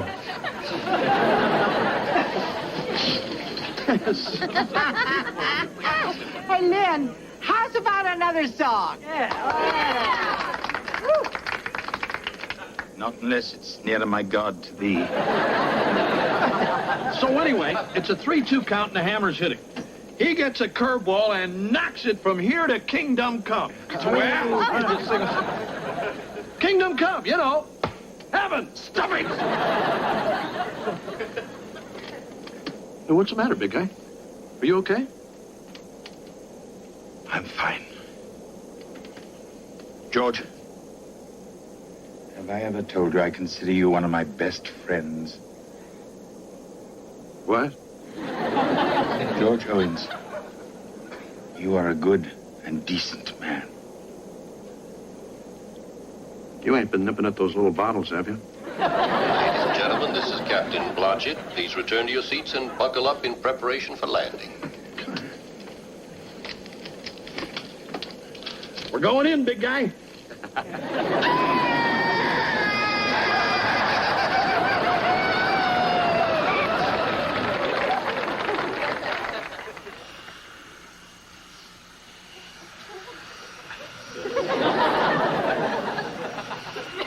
I saw a mouse. Morning. My goodness, what happened to Blondie? Just wasn't me. After a while, I figured, what's the point? I am what I am, and that's all that I am. Mm-hmm. You and Popeye. Actually, the real you is very nice indeed. Thanks. I sure hope Angela still thinks so. I'm going over there now to tell her that friendship is more important than hair color. Oh, my gosh!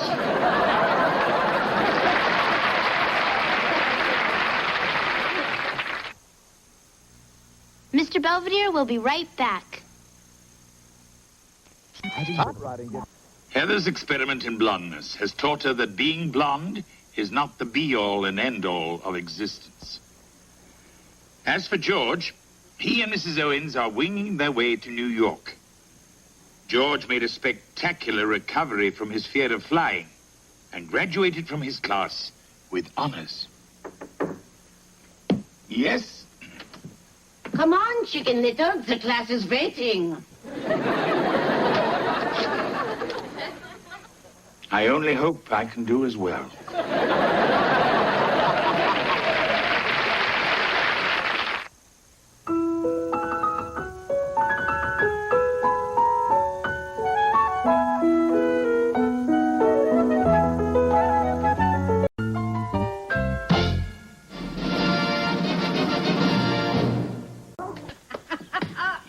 Oh, boy, we showed them 48-6. But they did their best, so let us not gloat or act superior.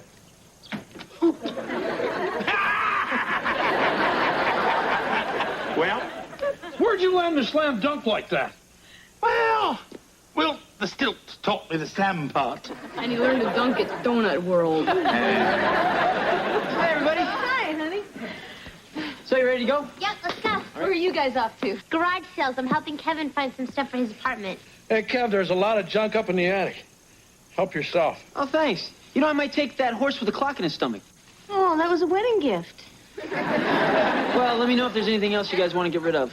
How about Wesley? Hey, is that old Spot? What did we tell you about letting him run around without a leash?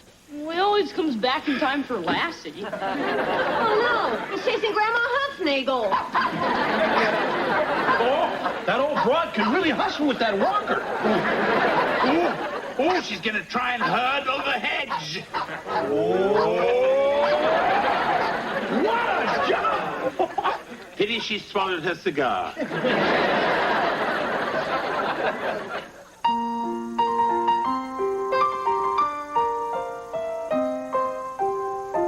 Streaks on the china, never mattered before. Who cares when you drop kick your jacket?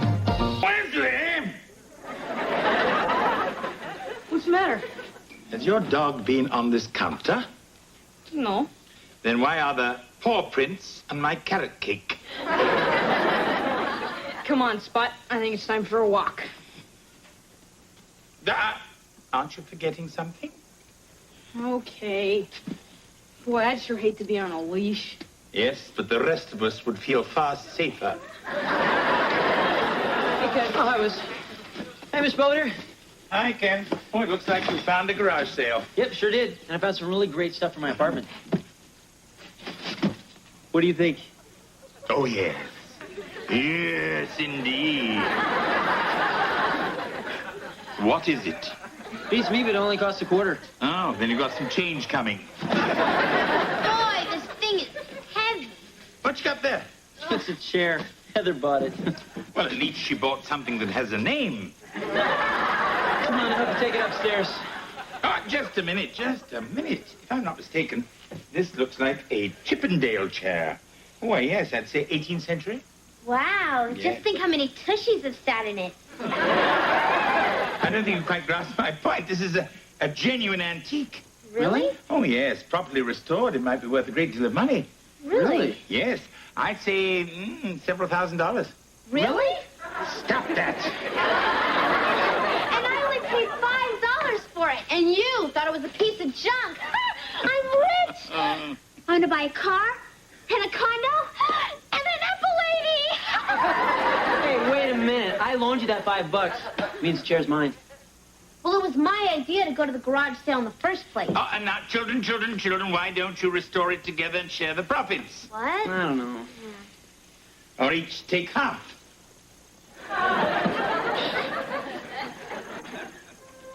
Opera, ballet, Shakespeare.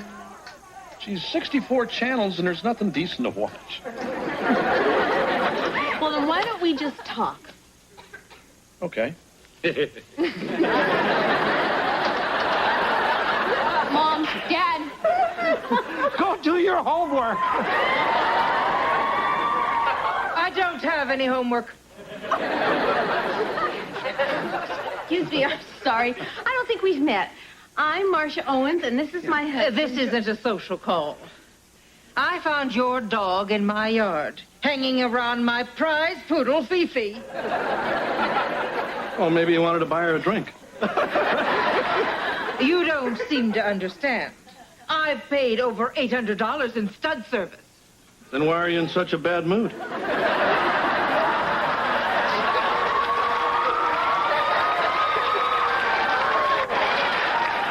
I'm warning you. I don't ever want to see that unmannered, ill-bred little runt of yours in my yard again. And that goes for you, too, Spot.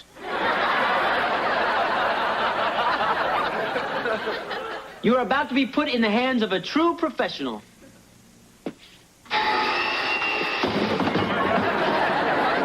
Kevin, what are you doing? Oh, just a little sanding. No problem, really. Well, you can't use it on the chair. You'll turn it into sawdust. Look, I went to the bookstore and I got these. The art of woodworking, restoring antique furniture, loins of fire. I thought it was a cookbook. Yeah, well, why don't you find the recipe, and I'll take care of the chair. Look, Kevin, this chair is worth a lot of money. If we're going to refinish it, we're going to do it right. Now, we start with this. What do you want me to do, brush my teeth? Oh, we're going to use it to get every particle out of every crevice. Well, why don't we just soak it in Efferdence? Boy, you should have seen it. Spot saw Fifi and took off. Dad chased him across the park, through the duck pond, and finally caught him in the garbage dump.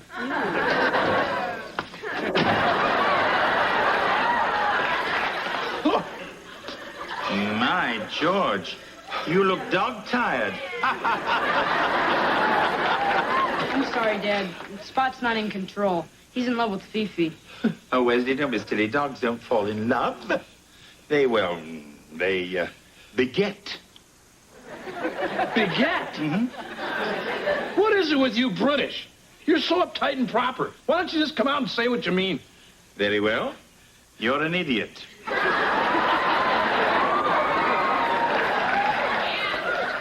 You know, we really should get him fixed. Good idea.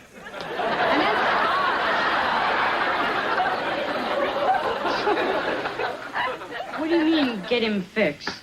Oh, well, it's an operation, honey. And afterwards, Spot won't be able to make puppies. And he won't be so interested in Belvedere's leg.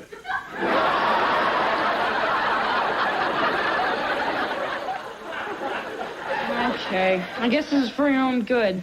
Come on, boy. Well, I can still call you that. This had better be good. I was in the middle of a meatball hoagie. Oh, trust me, you'll love this. Well, here it is. Why, it's magnificent. Well, it should be. We worked on it for 3 months. Now let's sell the sucker. Oh, do we really have to? What do you mean? Well, it's just I've grown so attached to her. The arch of her back, the curve of her legs, the roundness of her seat. You've been reading Loins of Fire. Look, I don't want to sell Penelope. You named the chair Penelope? Hey, Belvedere! Hurry up with my pants! Here they are, freshly ironed. Would you like to get that? Just a moment. Okay. Why, Mrs. Dodd, do come in. Sorry to keep you waiting. I didn't have my pants on. Must run in the family. These squirming, ugly little trolls belong to you. What? I warned you this would happen if you didn't keep that mutt of yours out of my yard. Our Spot and your Fifi? No, I'm afraid that's impossible. What do you want, a videotape? There's that four-legged Casanova. Mrs. Dodd, Spot was neutered right before Fifi went into heat. Yeah. Wes here took him to the vet, right, champ? Yeah, I took Spot to the vet. You see, if my son said he took the dog, then he took him. Mom. I mean, Wesley may be many things. Mom. But I will not have you marching in here only to suggest that my son is deceitful, duplicitous, or dishonest. It's simply not in his nature. Mom, Spot never got fixed. What? I took him to the vet's office, but I didn't leave him there. He never had the operation. Now, that's the Wesley I know.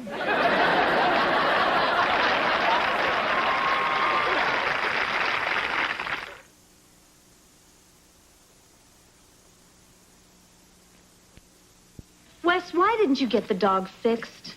Dad always said if it ain't broke, don't fix it. Look, I took him to the vet's office, and the lady behind the counter was about to take him, and then Spot gave me this look. What look? This look. Wesley, the dog was just nervous, and I don't blame him. Hi, guys. Hey, Ken. Hey, who's puppies? Spots. He made whoopee with Fifi. Way to go, macho pup. I mean, bad Spot. Bad. Look, from now on, I'll keep him on his leash, and I won't let him go near any girl dogs, I promise. Oh, guess again, mister. This dog's going to the vet's right now. But, Mom... Believe me, it's for the best. Well, what if it's against his religion? Hey, come on, pal. No dog's got a religion. What about Saint Bernard's?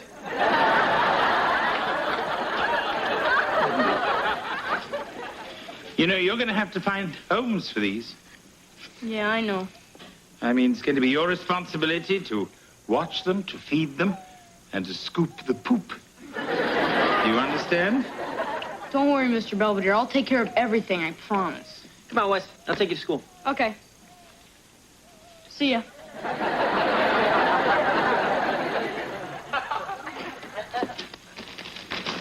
I distinctly told you to stay in your box. Hmm? Are you trying to vex Mr. Belvedere? Hmm? Hey, Belvedere. Look who I found eating your ding-dongs. He had that cream filling all over his face, just like you get. Today has been a slice of heaven. Look out! That was pretty close. You almost made a puppy pancake. Thank you, George. I'm so relieved. Think how he feels. Hey, Dad. Hey, Mr. Belvedere. Hey, you found homes for any of these dogs yet? Well, I asked around at school, but everybody I know already has a pet. Except Miss Ryan, who said if she wanted a hairy beast in bed, she'd get married again. Well, you better get with it, pal. I will.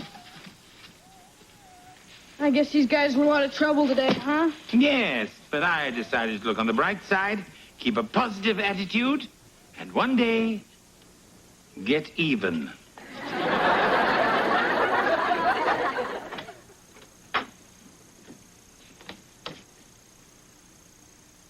How nice.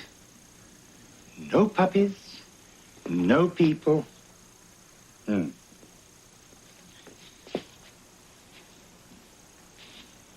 Ah.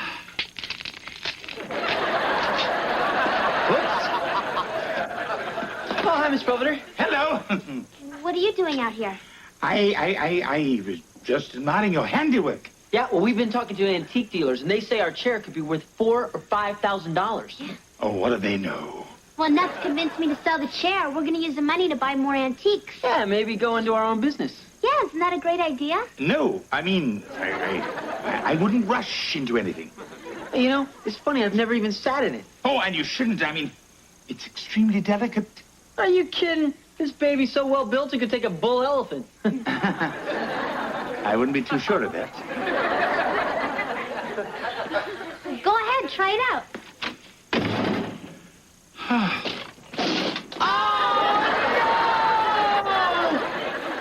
So there's 2 outs. It's the bottom of the 5th, and Manny Sanguian steps to the plate. He starts scratching himself. That's something ball players and you guys have in common. Anyway, so as he gets up to the plate, he steps Look to who's back. The vet said he's going to be fine. Now remember, boy, you're supposed to take it easy for a couple days. Oh, I'm too glad that's over. I don't think it's over. What about these guys? You mean Larry, Moe, and Curly? Yeah. You know, you found homes for only 2 of the puppies. So? So we can't keep them forever. What am I going to do? Well, maybe you could try running an ad in the paper. Huh? Well, you know, something catchy like, hurry up and adopt a cute little mutt before it gets squashed under Belvedere's butt.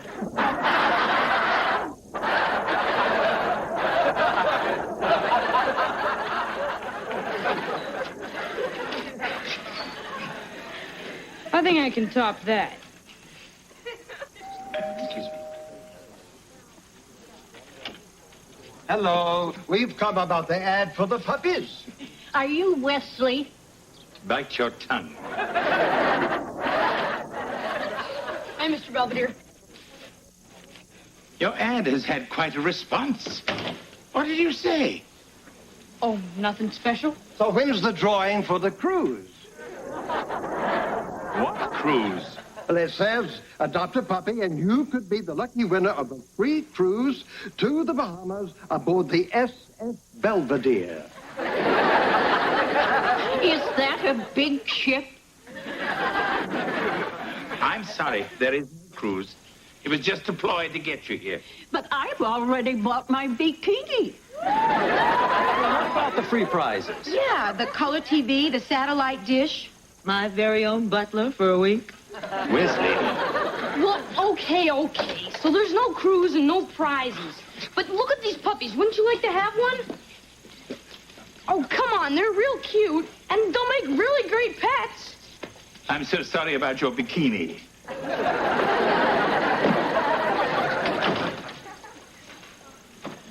Wesley, what made you do such a foolish thing? Look, I'm getting desperate. We have to find homes for these guys. Yes, well, that's no way to go about it. Mr. Belvedere, you're always good at stuff like this. What am I going to do? I honestly don't know.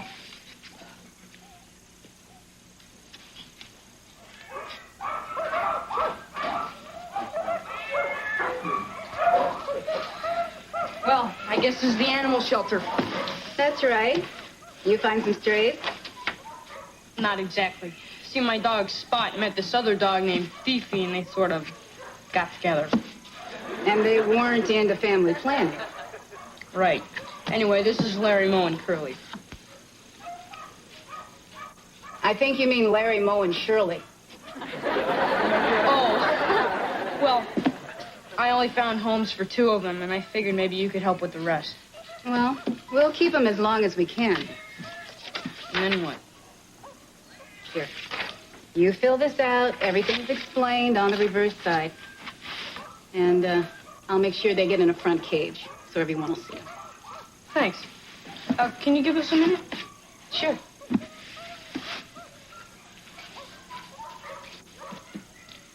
Look, I know being at the animal shelter isn't that great, but it's gonna work out, I promise. Now, whenever someone comes to look for a pet, do your puppy thing, you know, jump around, chase your tails, trip over each other. Oh, and one of you should pretend to be asleep in the food bowl. That always gets them. All set? Yeah, I guess so. See you around.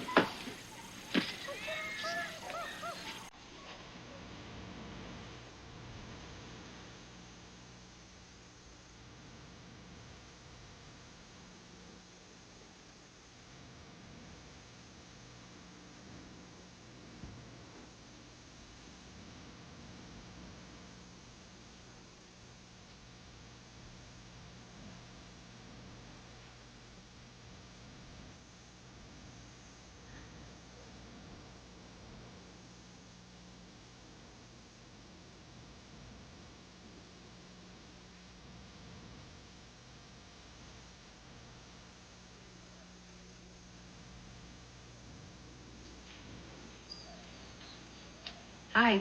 How'd you like to adopt the... Oh, it's you. Yeah, afraid so. You know, I was thinking, and if we moved them, down here, then maybe people would see them when they... Wesley, we don't have any more time. What do you mean? I mean, I have other dogs that need this cage. Well, they're not real big. They could share it. Now, look, I kept them as long as I could. Hey, what are you doing? Wesley, I think you should go home. What are you going to take them out of there Wesley, for? please. What are you going to do? Just drag them off somewhere and kill them? Oh, hello. Did I come at a bad time? Mr. Belvedere, what are you doing here? I found some clown who might adopt your puppies. Huh? Quickly, Lynn, quickly. I have a show in 30 minutes. This is Mr. Sigmund. You really are a clown. Right, kid. Mr. Sigmund uses dogs in his act, and he's looking for some puppies that he can train to take over for the older dogs. Are these the puppies that you were telling me about? That's right. You're real neat, Mr. Sigmund. Well, I don't know. They look kind of runty to me. Actually, they come from a very good bloodline, which is more than I can say for the people in the family. Oh, Spot. Here, boy. Spot! Wesley, why don't you have Spot show Mr. Sigmund some of his tricks? Spot, I know you just got out of the hospital, but Larry, Mo, and Shirley are counting on you. If Mr. Sigmund sees how smart and clever you are, he may adopt your kids. And let's face it, they're the only kids you're ever going to have. He doesn't know how lucky he is. Down. Okay, roll over. Good. Okay, sit up. Good. I'd say the dog has the boy rather well trained. Can I borrow this? Oh, I'm in this deep. What the heck? Okay, go jump. Go jump. Go jump. Go jump. Just like my wife. Does he play dead, too? Well, what do you think, Mr. Sigmund? Will you stop hocking me, huh? Okay, I'll take him. Thank you, Mr. Sigmund. Don't mention it. Just a few forms to fill out. Oh, I knew we'd find homes for him. Thanks, Mr. Belvedere. Yes. Well, I suppose they're luckier than most.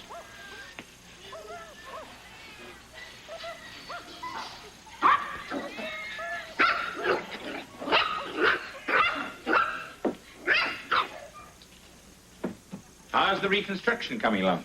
Oh, not so good. It is one of a kind, isn't it? You know something? Life stinks. Oh, please don't start that again. Oh, why shouldn't I? Penelope is broken. Why do you have to go sit on her? Because she's a chair. Penelope is a chair. Oh, she was a chair. Now she's a freak of nature. Takes one to know one. Hey, don't call me names. This is all your fault. Actually, it was mine. Huh? I sat on Penelope before Kevin did, and she cracked. Here. I think this should cover the costs. I've made it out to both of you. Mr. Belvedere, we can accept this. I insist. It was an accident. No, it's the least I could do. What? $5? Well, that's what you paid for it. Don't spend it all in one place.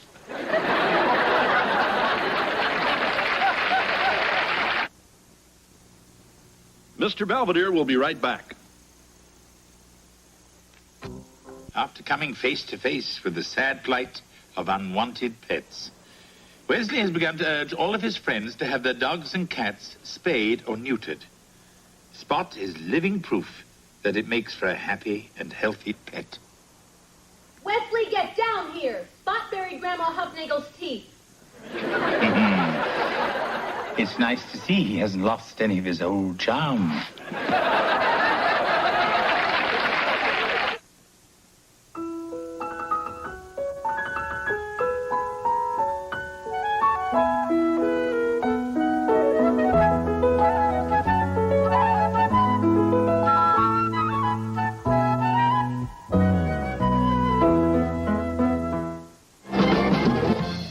Boston Globe calls Life Goes On the best new drama series of the year. Don't miss it tomorrow. Tuesday, Tony turns teacher on Who's the Boss, and Kevin panics when a gorgeous knockout and his first case of acne arrive at the same time. On the Wonder Years, now stay tuned for Living Dolls. Come on, Heather, hurry up. What are you doing in there? Putting on a new face. It's about time she got rid of the old one. I've heard that. Listen, I've been thinking. With the start of the new decade, we should all do more about social problems, like poverty. Oh, that's a very nice thought, honey. What do you think we should do? How about raising my allowance? Getting a job, pal. You know, when I was your age... I know. You walked through 8 feet of snow to deliver papers for 2 cents a week, and you gave that to your poor old mother. Yeah, you laugh, but that's what made me what I am today. A guy waiting in line to use his own bathroom?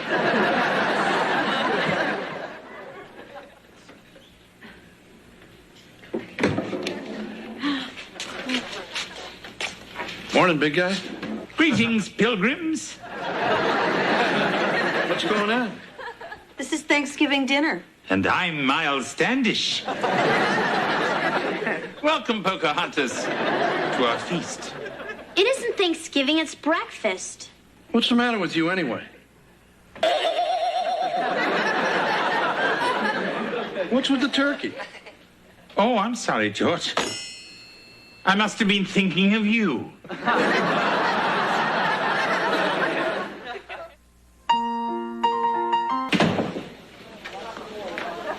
Hey, Luann. What are you doing here? Mr. Belvedere sent you on a donut run? No, actually, I'm looking for a part-time job. Do you need any help? Oh, that depends. What skills do you have besides making license plates? Hey, I'm a fast learner, and I'll work real hard, I promise. Hey, Luann, do the community a favor and keep that boy off the street. Well, I suppose if it's a public service, you can. Great. I'll work the cash register. Not in my lifetime. No, that's Sheila's job. Who?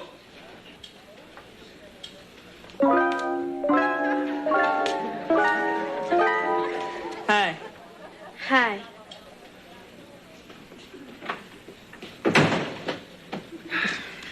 Good afternoon, Kevin. How are you? Okay, I guess. It's just I can't think of a project for my abnormal psychology class. Why don't you dissect Wesley's brain? Come on, don't you have any good suggestions? Kevin, you've got to be more of a self-starter. You've got to show some initiative. You've got to... Down in the Mary in an itty-bitty poo, fancy itty-bitty and a mama fitty too. Mr. Belvedere, why are you singing 3 itty fitties? What are you talking about? Hey, Belvedere.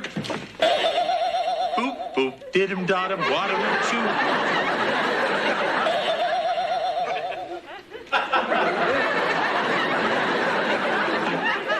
I must find my journal entry of exactly 7 years ago.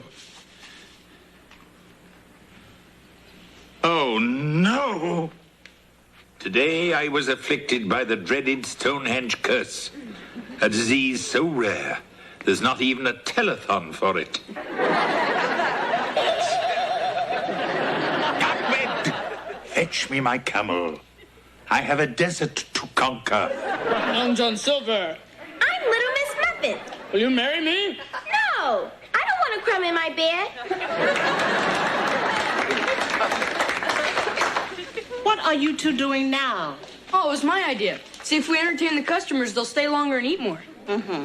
You've been goofing off for 3 days. Now get to work. My mom never wants me to have any fun. All moms are like that. I think they sign a pledge. You just have to work around it. How? Well, come over to my house tonight. We'll say we're doing homework. Okay, I'll tell you you're helping me with my French. Bien sûr, mademoiselle. Merci beaucoup. Gee, and it won't even be a lie. Hello, everyone. Hey, Belvedere.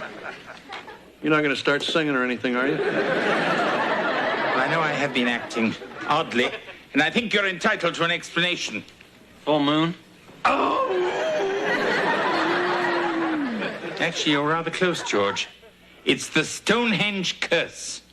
Every 7 years, the natives of the town of my birth go bonkers. What do you mean? A mysterious energy flows through me. 1 minute I'm me, the next minute I'm someone else. Gee, just like Shirley MacLaine. It's the dispensation of the Druids, the kookiness of the Celts, the magical, maniacal, mischievous Merlin himself. This is all about a raise, isn't it? There's only one cure. I have to go to England and spin 2 times under a Stonehenge monument while the Druids chant. Well, big guy, just how dumb do you think we are? Somewhere between jackals and chimpanzees. Well, I'm sorry. We just can't spare you now. Yeah, you're just going to have to ride this thing out here. Very well. But don't say I didn't warn you. Hey, this is great. I just found my subject for my abnormal psych class. I might even get a B. Hi, Sheila. You look nice. So do you.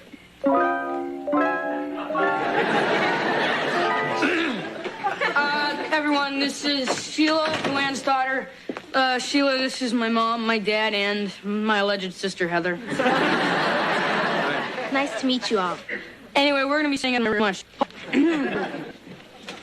I think it would be more appropriate for you to study in the kitchen. Yeah, that way if you get the urge, you can nibble on something. Right. Come on, Sheila. Qu'est-ce que c'est? C'est un patat? No, patat is how they say potato in Canada.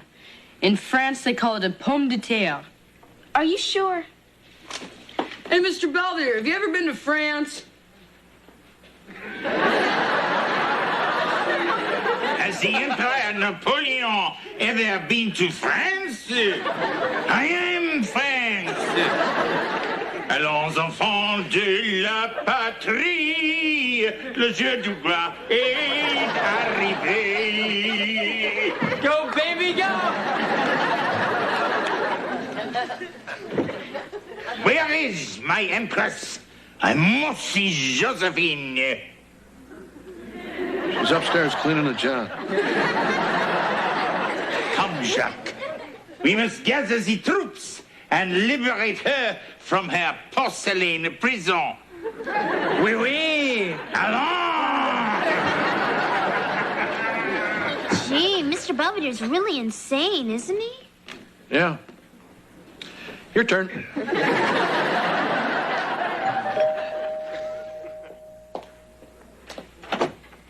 Hi, Luann. Come on in. Is my Sheila still here?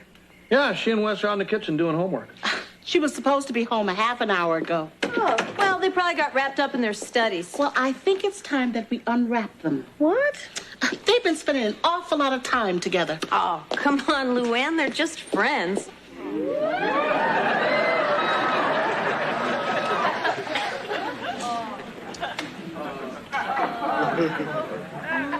Anyway, Wes, your mom and I can see that you really like Sheila. And your mom thought you and I should have a little talk. Is this because Sheila's black? No, it's because she's a girl. And when boys and girls get together, stuff can happen. Like what kind of stuff? Guy stuff. I know you have urges because you have all that tetrazzini.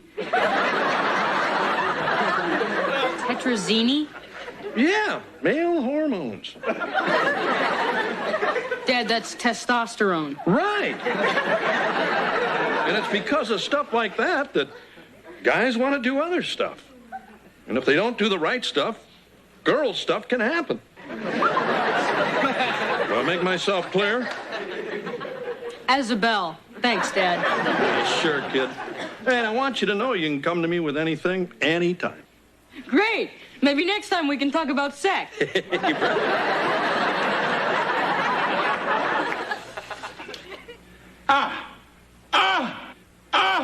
He's doing it. He's changing. Hey, wait, let me zoom in. Shoot. Oh, come on, Mr. Belvedere. When are you going to do something crazy? I'm talking to you, aren't I? Hey, you seen Josephine lately? How about those pilgrims? Really, I think this is quite enough. Come on, I need you to go bonkers. Maybe I'm not going to. Maybe I'm cured. But you haven't danced around Stonehenge. Well, I've been taking a lot of vitamin C. Boy, is he grouchy. Yeah, looks like he's back to normal.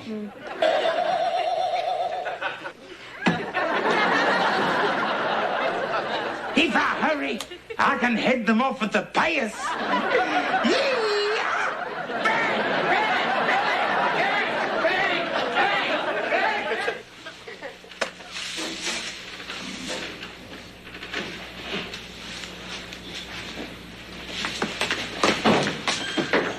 Hey, Sheila.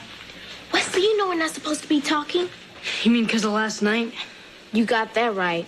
I got a 2-hour lecture about the facts of life. My dad had a talk with me, too. It was either about sex or Italian food. Just what are you two doing? Nothing. Well, you better stop it. Now, where are those donuts I asked you to frost? Right here.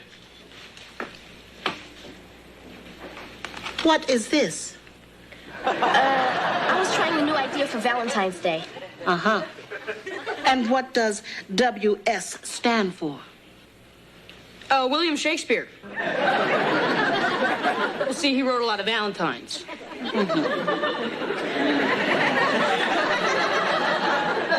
It wouldn't happen to stand for Wesley and Sheila, would it? So what if it does? What's the big deal? Wesley! I'm tired of being treated like criminals just because we like each other. You're not a criminal, Wesley. You're just unemployed. Huh? It's gotten so I can't turn my back without you two carrying on. But all the customers like Wesley. I'll give you an extra week's pay. Now get going. Okay. But you haven't seen the last of Wesley T. Owens. Hi. Hey. How's Mr. Belvedere doing? Great. Oh, then he's feeling better? No, he's crazier than a bedbug. Yeah, today he thought he was Toto. The little dog from The Wizard of Oz? We caught him trying to jump into a picnic basket. You're home early. Gwen fired me. How come? She's trying to keep me away from Sheila, as if she could stand between me and my one true love. Look, honey, you are a little young to be so serious about a girl. Yeah, pal. I didn't start going steady till I was 29. And if this upsets Luann so much, well, maybe you just shouldn't see Sheila for a little while. I can't believe this. You guys don't know anything about love. Wes, how can you say that? Because you're married. He's got a point. I'll talk to Mr. Belvedere. He'll understand. Where is he? On the patio. Just follow the yellow brick road.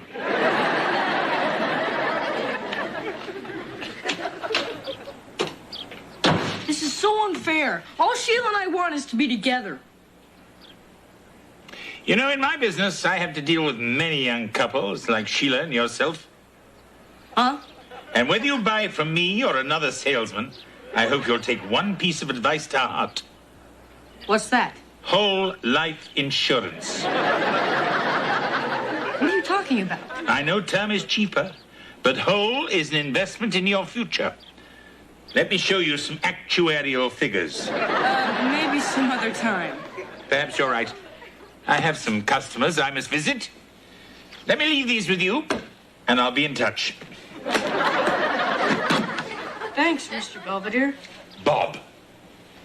Bob Smith.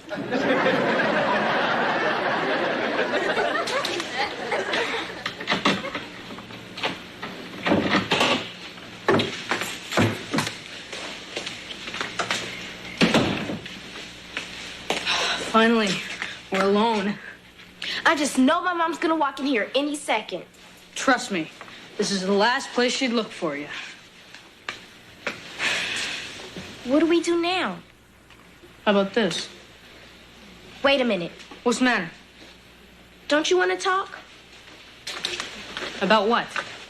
I don't know. Our lives, our dreams.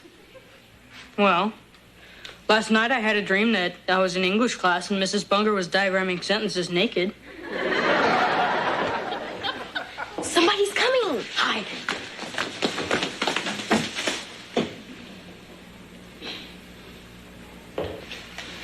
Follow me.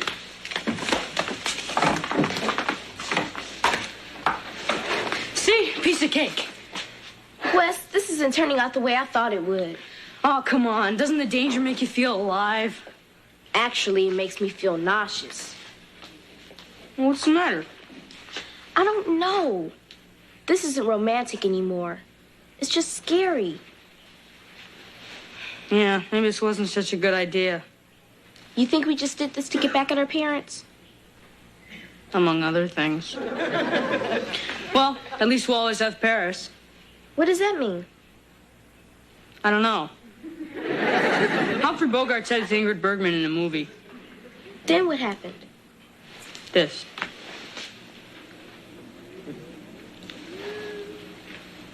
Come on, I'll take you home. So Sheila and I are going someplace you'll never find us. I hope you're satisfied. P.S. Please tell Mr. Belvedere I went with Mutual of Altoona. What the hell does that mean? Who cares? Your son dragged off my daughter. Hey, don't blame Wes. You drove them to it by saying they couldn't see each other anymore. I was just trying to keep my daughter away from that monster. Don't call my son a monster. Besides, it takes two to tango. What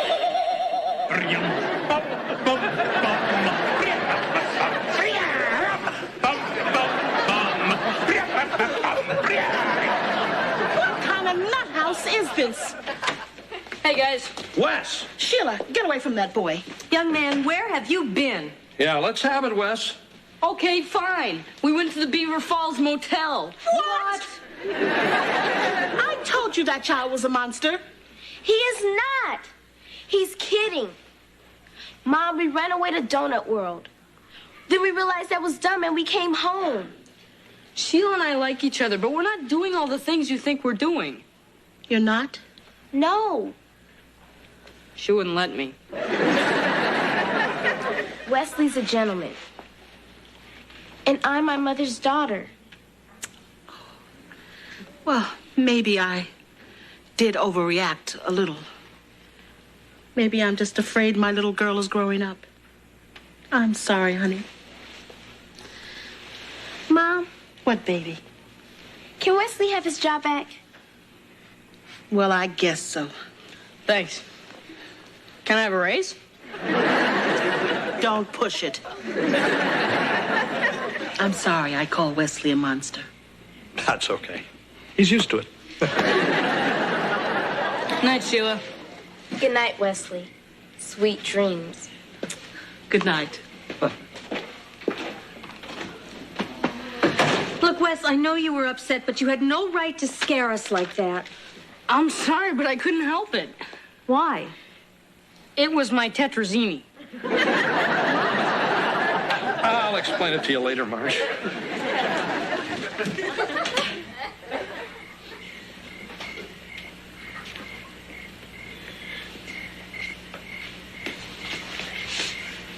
Why? It looks just like Stonehenge. We had to do something to get you back to normal. And there are druids in the forest, too. There are. Oh, druids! Can we hurry this up? I'm being followed by Blitzen. So go ahead. You're supposed to spin twice under the monument. Yes, that's true, but what about the Druid song? No problem. I picked up the sheet music at the mall. Yes, it's a new store called Druids and Things. Okay, big guy. Start spinning.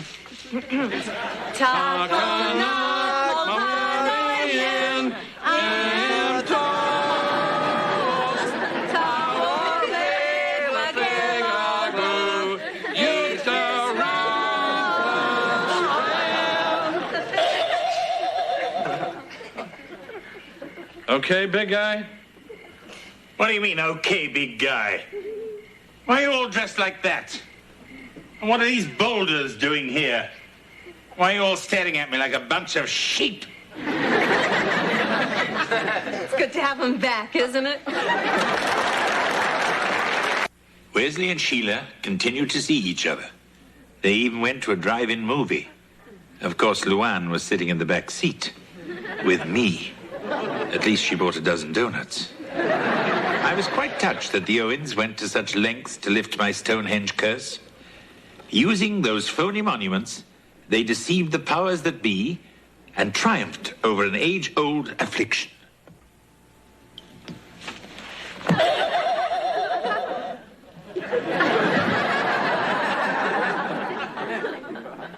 Or not.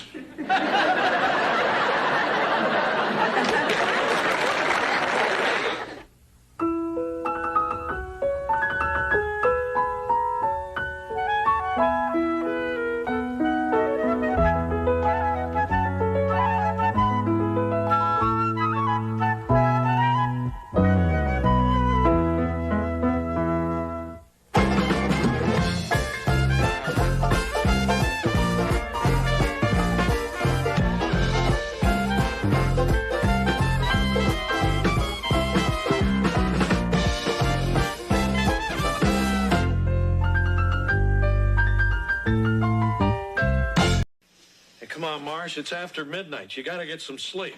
I can't. I guess I'm worried about going to prison tomorrow. It's not like they're locking you up. I know. It's just that this is all so new. I mean, up till now, all of my legal work has been wills and divorces and defending Wesley from the neighbors. Who is this jailbird anyway? Sharon Witt. I've never met her, but she's been convicted of armed robbery, grand theft, and felonious assault. Oh, I think I voted for her.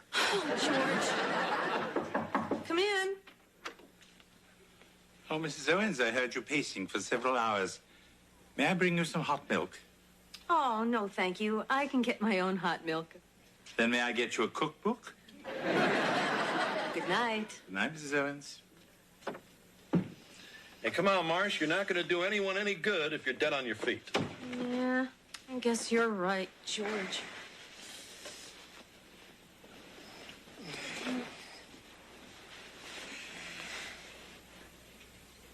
Sweetie pie?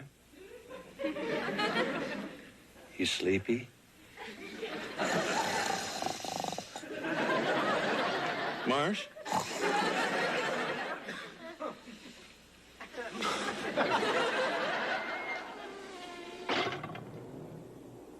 You're the third lawyer they assigned to this wacko. But maybe you'll stick. I got a feeling she's gonna like you. What do you mean? Oh, you'll see. You got half an hour. Holler if she tries to cut you. I know how to reason with these broads.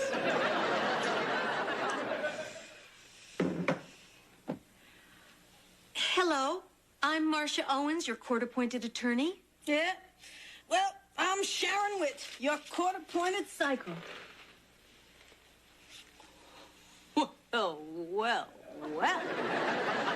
Aren't you a sight for sore eyes?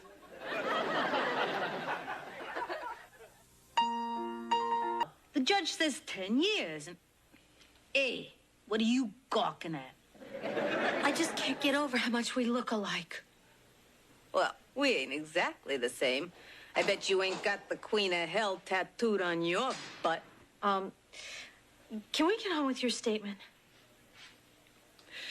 When I think about all the things I've been missing, it just makes me want to cry. I'm gonna get you out of here, Sharon. Yeah, I got a feeling you just might. Smoke? No thanks. Oops. Oh, I'll get him.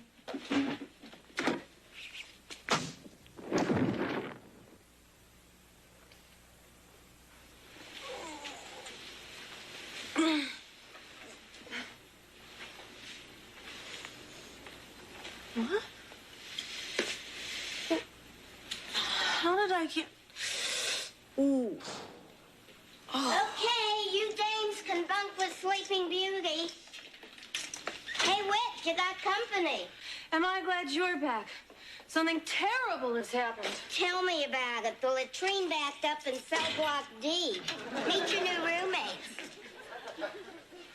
No, you don't understand. I'm not Sharon Witt. I'm Marcia Owens. And I'm Sigourney Weaver. No, Sharon hit me. She knocked me out and she stole everything. Even my suede boots. Nice try, Witt. No, I'm telling you, I don't belong here. Oh, no, I wouldn't try to con you. I'm a lawyer.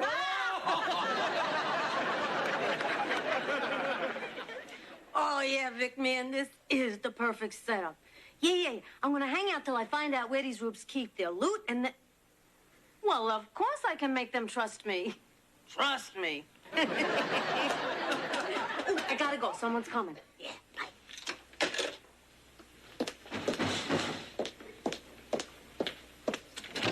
Oh, thanks. Here's some of the tools I'm gonna need. Oh?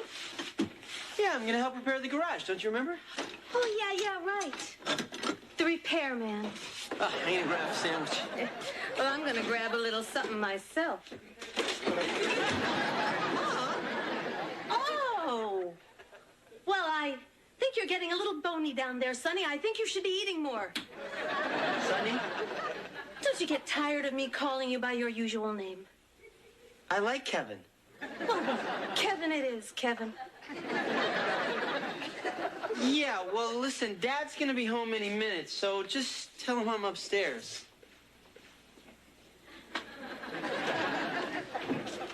Oh, was that Kevin I saw drive up? Oh, hiya, big boy. Mrs. Owens! Happy birthday.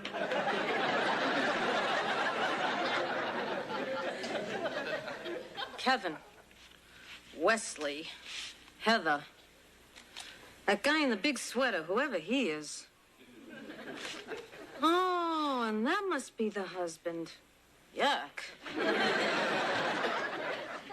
Here is your mail, Mrs. Owens. Oh, thank you, sport. Are you feeling all right, Mrs. Owens? You seem a little distracted.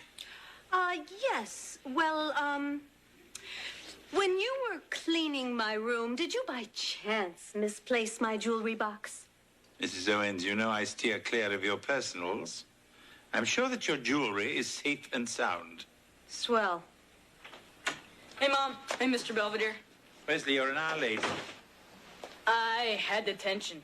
Yeah? I mean, shame. Mr. Belvedere, I would like to be alone with Wesley. You're a brave soul. Wesley, come sit down. I'm sorry, Mom. Oh, I'm sure you had a reason. Here, buy yourself a beer. Gee, Mom, this isn't like you. Well, I want you and me to be pals. But you're my mother. And a proud mother I am to have such a clever little tyke. Gitchy-coo kid. Yeah, well, thanks, Mom. I'm gonna grind you into mulch. Yeah, I'm gonna stomp you into sludge. Oh, gotcha. It's 3 packs of cigarettes you owe me, sister. The hell I do. You moved your elbow. You wanna make something out of it? I got a better idea. Let's play blackjack. No way. Gambling is illegal. What are they gonna do, kick us out of here? How about you, Blondie? Up for a game? No, thanks. Ah, come on. Look, no weapons. What about her? Old Lady Haverford? Nah. She don't associate with us. Common criminals. That's Doris Haverford, the restaurant heiress who chopped her husband up into little bits and scattered him in the park? I thought they dropped the murder charges. Yeah, but they got her for littering. Oh, gee, she's famous. Hey, I'm kind of famous myself. Yeah? Oh, sure. I spent most of my career serving major government officials. Yeah, at an hourly rate. I see. And Greta, what are you in for? 5 to 10. This cop was manhandling me, and I slapped him in the face. And they gave you 5 to 10 for that? Well, she was setting fire to a factory at the time. Okay, you warthogs, exercise period. You know, this is outrageous. You're holding an innocent woman while a dangerous criminal is on the loose doing God knows what. Yeah. Guess who? Oh, it's you. Brought you some flowers. Well, thank you. My husband? I'll go put them in water. Oh, no, here. Let Belvedere do that. Hey, when's the last time I brought you flowers? Knowing you, George, after you attended your last funeral. George! Yeah. Come here, baby. Well, I got reservations for McSwarley's. Gourmet dinner, slow dancing. Oh, no, I'm not hungry and my knees hurt. I love it when you play hard to get.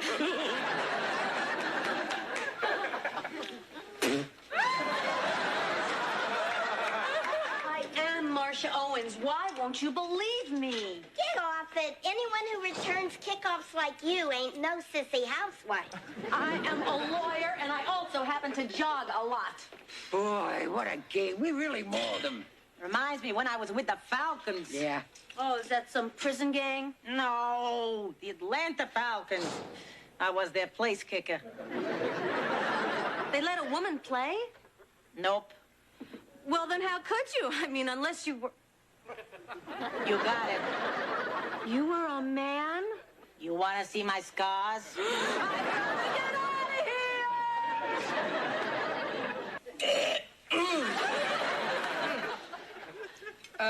Mom. Yeah. Some friends and I wanted to go to the video arcade after school. Is that okay? Sure. Just be back before the bars close.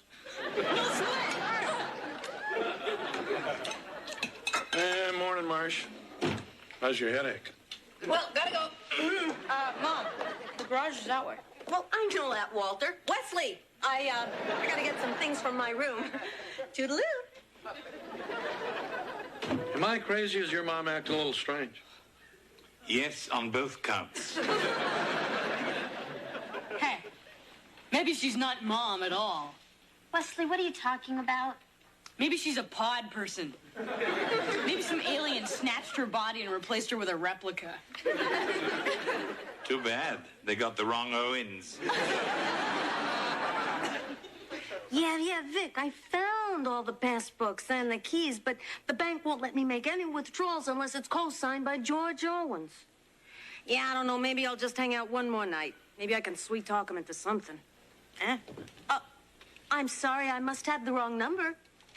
You've been getting a lot of things wrong lately. I'm just so overworked. Mr. Belvedere, can I ask you a question? Go ahead, make my day. I've been thinking about buying one of those new big-screen TVs, but I have to coax the money out of George. Now, what do you think is the best way to soften him up? With a rubber mallet. Mrs. Owens, you've known him longer than I. Yeah. But just for argument's sake, if you were me, what would you do? Well, I suppose I would cook him a lavish gourmet dinner, then hit him up for the money right afterwards. Great idea. I'll get right on it.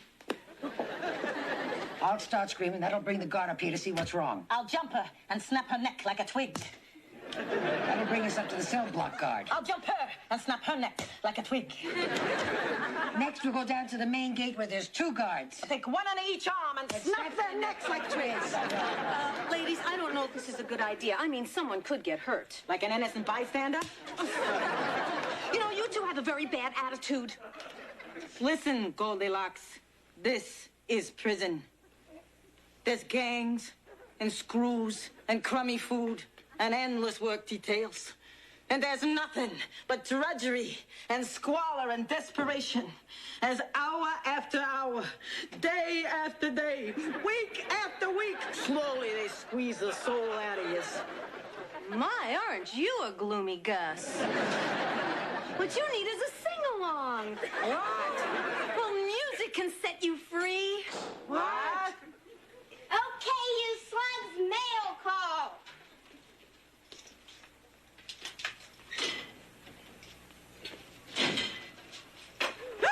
Look out! She has a car! Exactly as I say, and no one gets hurt. What do you want? I want to be set free. I want her to sing. Well, any special requests? Yeah, sing do, re, mi. But one false note and Murphy's history. Sing, ladies, sing. Doe, a deer, a female deer, Ray, a drop of golden sun. You're a little flat. Me, a name I call myself. Ba, a long, long way to run. So, a needle pulling thread lock, a note to follow. So, tea, a drink with jam and bread that will bring us back to dough.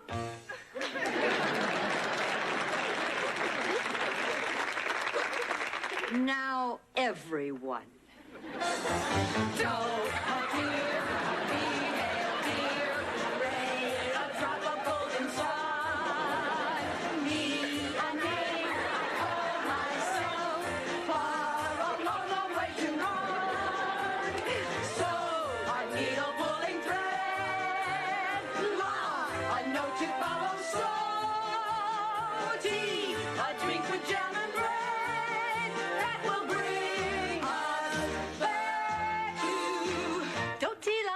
Mi re do. Encore!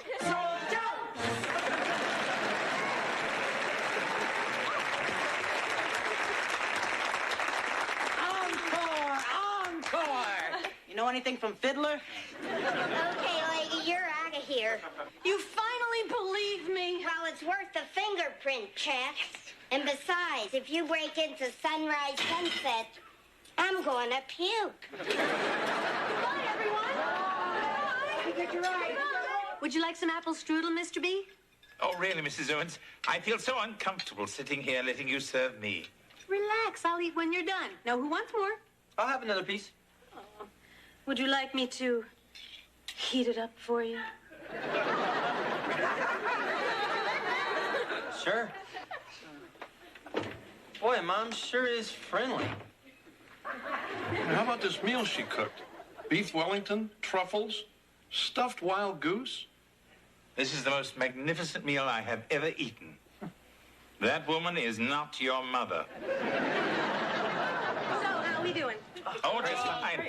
Oh, Mrs. Owens, I finished. Why don't you sit here and have your meal, and I'll warm it up for you. You talked me into it, Jeeves.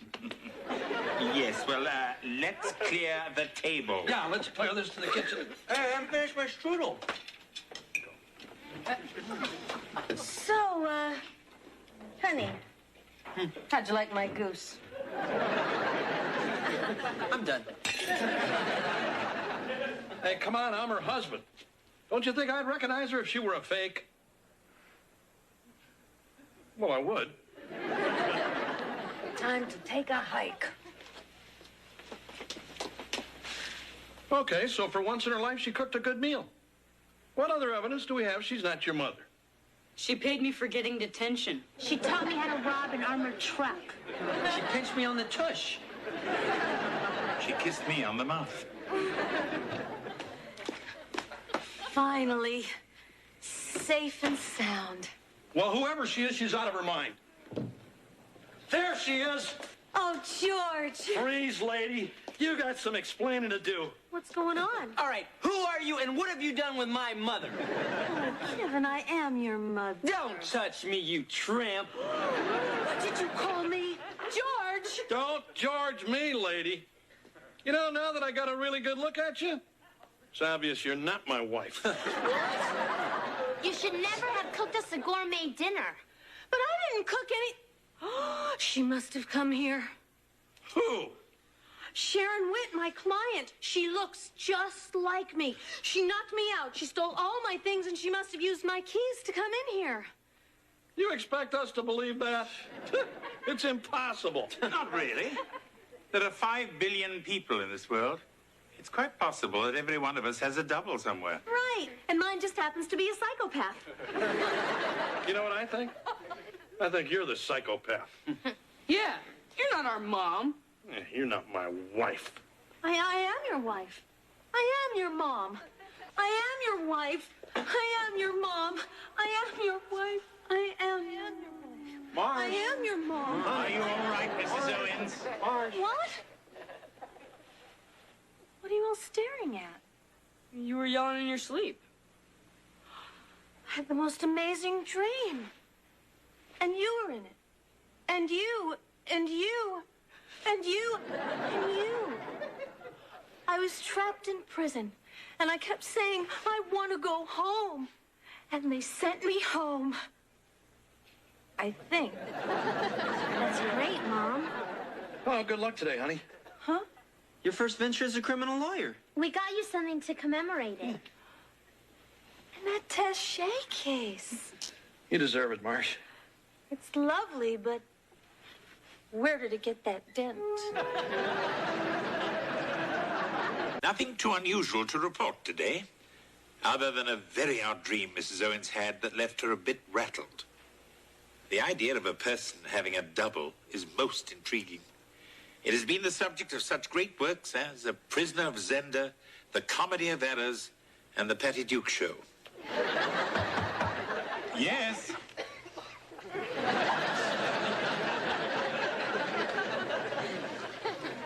Your shift is up, Lynn. You can go out and play. Excuse me.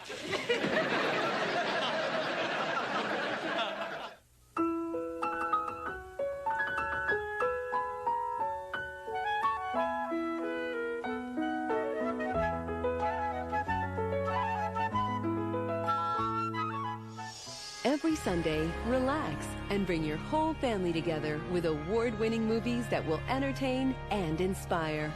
This week, to save her farm and family, a woman must tame a wild horse and ride him to victory in the FamilyNet presentation of The Dark Horse, Sunday at 7 p.m. Eastern on Family Netflix.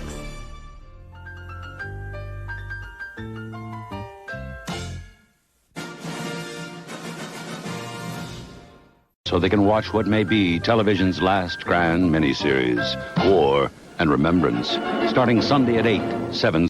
Anyways, I get all my weekends off, holidays too. I don't do windows, I don't scrub floors, and I ain't fixing to do no sewing or mending or patching. What exactly do you do? Well, I tell you, I don't mind shooting varmints, and I'll cook them up for you. You ain't lived till you've had my possum surprise. I think she's smoking it. Mrs. Debberschmidt, tell me, have you ever had any experience around, well, you know, people? Well, I worked 2 years at a home for the criminally insane. That should come in handy with him. Anyway, Mrs. Debberschmidt, thank you so much for stopping by. We'll be in touch. Don't you reckon I ought to leave a picture so that you folks will remember just which one I was? I don't think that'll be a problem. Suit yourself. I take it that Mammy Yoakum didn't quite fit the bill? Gee, I don't know. I kind of liked her. Of course, I was always a sucker for a babe with a pipe. Don't worry, Mr. Belvedere. We'll find somebody. Hey, what are you apologizing to him for? George. I mean, who the hell ever heard of hiring a housekeeper to take care of your housekeeper? Well, it certainly wasn't my fault that somebody left their skateboard on the stairs.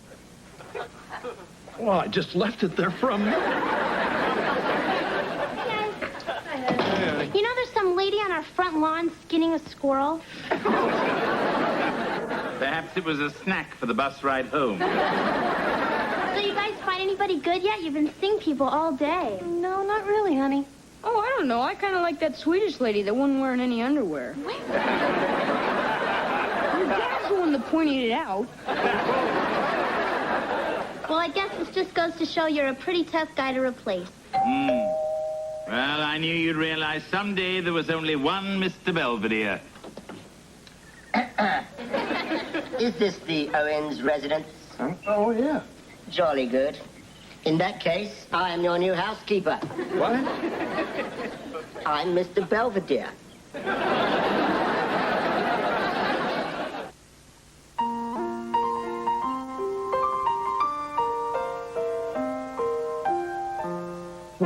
Streaks on the china never mattered before. Who cares when you drop kicked your jacket as you came through the door?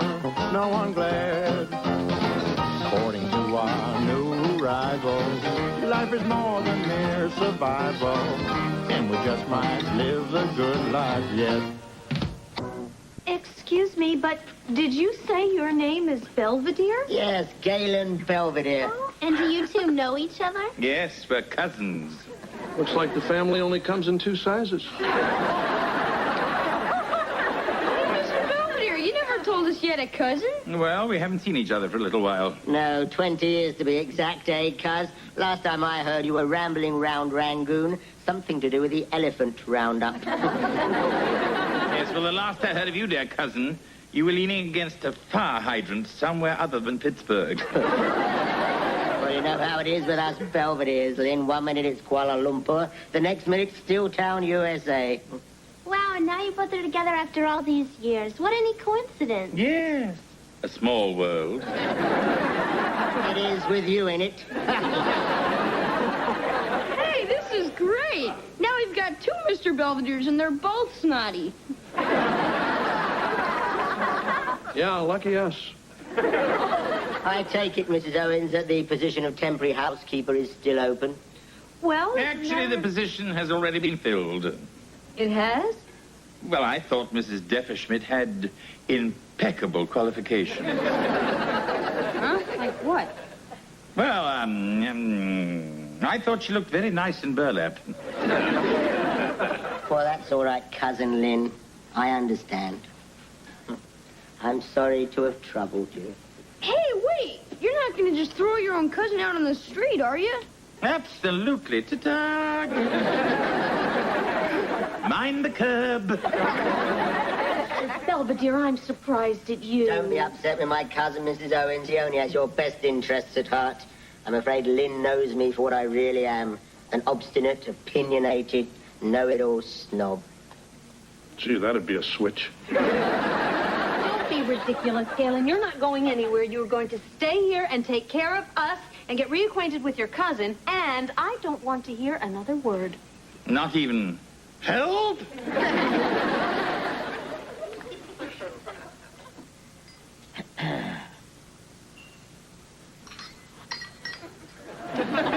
We English do enjoy a good cup of tea, don't we? Yes, almost as much as we enjoy a good mystery. Speaking of which, what the hell are you doing at Beaver Falls?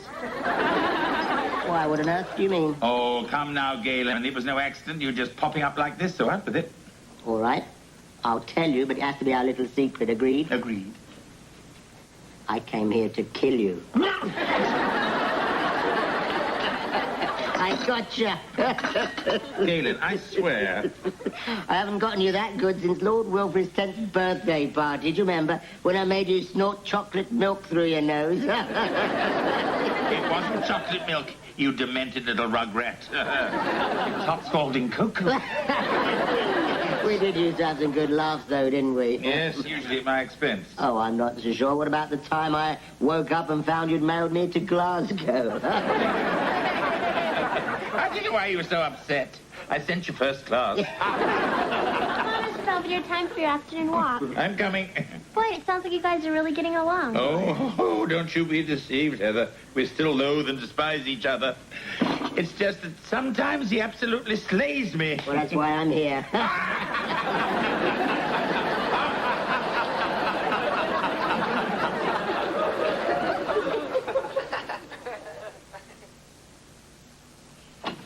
That's it. I've had it with her. It's Becky's birthday, right? And I've been racking my brain for weeks trying to think of something really great to get her. And then it hits me. She loves to bowl. Perfect. So I get her this, and what does she do? She heaves it at me. Says it's unromantic. Now, does this look unromantic to you? You obviously felt this gift was novel and somewhat endearing while She was probably hoping for something more personal and sensitive. I certainly wouldn't let my pride get in the way. Perhaps a dozen red roses stuck in the finger holes here might work wonders in softening your fair lady's heart. Hey, that's great. Who the hell are you, anyway? I'm Mr. Belvedere. Oh. Boy, that diet must really be working. Good morning, Galen. Good morning, Cousin Lynn. I trust you slept well in the drawer Mrs. Owens prepared for you. Well, not really. It was your underwear drawer. I woke up in a pair of your boxer shorts, thought I was at a lawn party. Good morning. Good morning. Hey, what's that smell? This is breakfast. We have English bangers, Irish oats, and Scotch eggs. I call it my Empire Strikes Back buffet. You're wasting your time, Galen. The Owenses are more the Pop-Tart mentality. Well, that's because it's the only stuff you eat. Yeah, big guy. You haven't made us a hot breakfast in a month. Well, I have been under the weather. Oh, no. We're under the weather. You're blocking it. If you'll excuse me, I'll be in my room. How are you going to get there? Freight elevator? This fun is contagious, isn't it?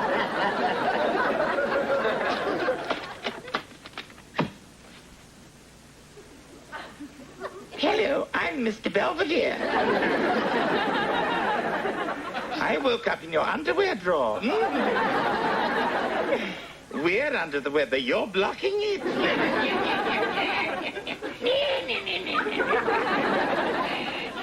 Evening, Cousin Lynn.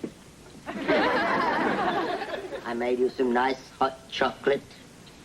No, thank you. My nose isn't thirsty. I don't blame you for being upset with me, cousin. Just a bitter bunion on the backside of humanity, that's what I am. I'll leave you alone. Are there marshmallows in it? The little pretty pink and green ones, just like we used to have as children. Remember? How could I forget? Here we go, then. Oh, thank you. Yeah. I brought you something else, too. Mrs. Higginbottom's bedtime tales. I remember Grandma Georgina used to read them to us both. I'll read one to you if you like. Oh, would you? Let's see if we can find a good one, shall we? Mm-hmm. Here we are. The Giant and Jeremy Crumb. That's funny. I don't remember that one. Oh, you will. Once upon a time, there was a tiny little man named Jeremy Crumb who lived in a pumpkin shell. Jeremy worked very hard at the thimble factory, but when he came home at night, he was very sad, for he had no true love to call his own. Then one day, Jeremy met the fair maiden Jane. Jane was tall and beautiful with hair like spun gold, and she loved little Jeremy even though he only came up to her tuchus. Then the big fat giant from the land of lard showed up. He made jokes about little Jeremy, and Jane laughed and left him and married a Harlem Globetrotter instead. Then little Jeremy swore revenge against the big, fat, flatulent giant. And now that he's found him, he's going to carve him up into little bite-sized pieces and feed him to the bloody crows. Just as soon as your cast comes off, cousin, it's you and me at sunrise. I challenge you to a duel. And by the way, I hope you enjoy your cocoa. I put a laxative in it.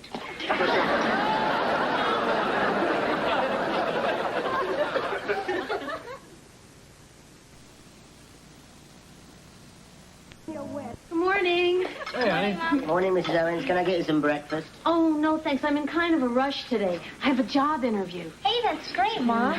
Oh, yeah, Marsh? What is it? A new law firm. No, actually, I'm going to try out to be a Pennsylvania mushroom. What? Well, it's sort of like a California raisin, only it's a little more fungusy. Oh, what are you going to do, Marsh? Lie down on a big pizza?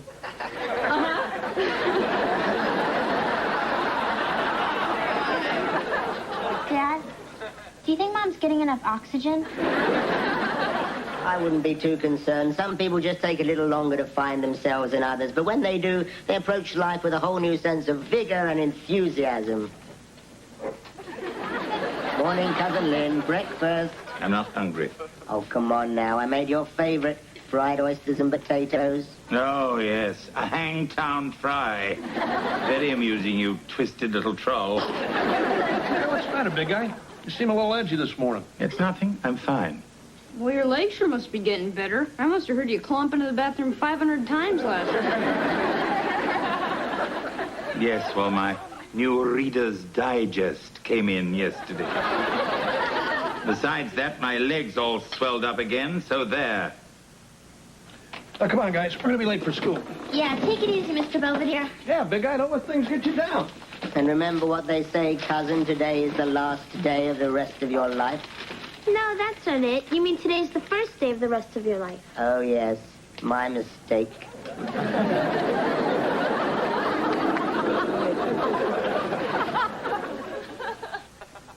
He'll kill me. He'll kill me now. He'll kill me. Hey, Mr. Belvedere. You know that idea you gave me yesterday about the flowers and the bowling ball and stuff? Well, I did it, and it worked great. Becky went absolutely nuts. Hey, you're big again.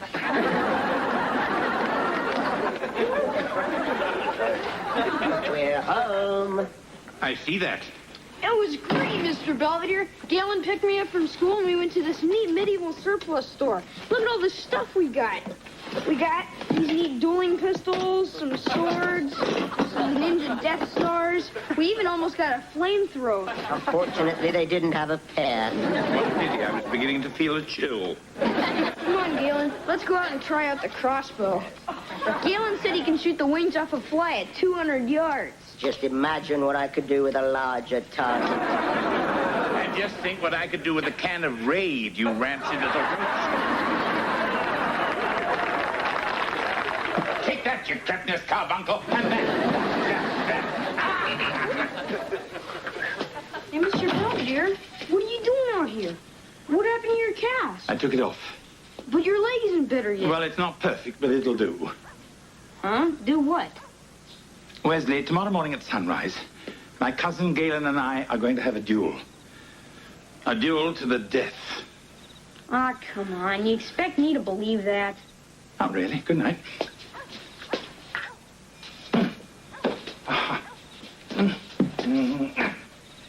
Hey, you're not kidding, are you? You guys are really gonna do it. I'm afraid my cousin's convinced that I slighted him some years ago, and now he demands satisfaction. But you can't fight Galen. He's better than you. I mean, he's little and fast, and you're big and...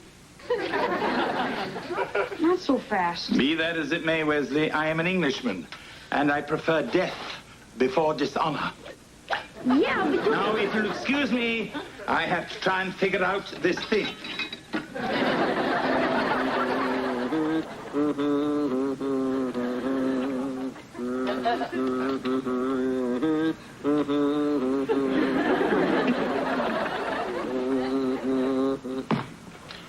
Here, What on earth's this? a bus ticket. Oh, my. All the way to Akron. I would have sent you farther, but American Express called in my card. Don't worry, Wesley. I'll be gone soon enough. Yeah, as soon as you blow a few holes in Mr. Belvedere. Well, the choice of weapons is his. I'm merely getting them ready. Hey, I mean it. I don't want you hurting him. I'm sorry, Wesley. There's nothing I can do. Once certain events are set in motion, they become unalterable. You cannot reverse them. I'm talking about man's destiny and the forces of the universe. Yeah, well, we'll see about that. The forces of the universe haven't been up against Wesley T. Owens.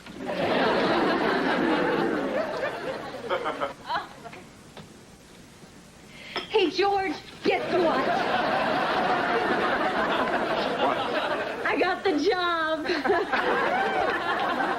So, how do I look? Like a mushroom. Don't you really think so? Only trouble is my stem is so tight I feel like I'm wearing a straitjacket. Maybe you better get used to it.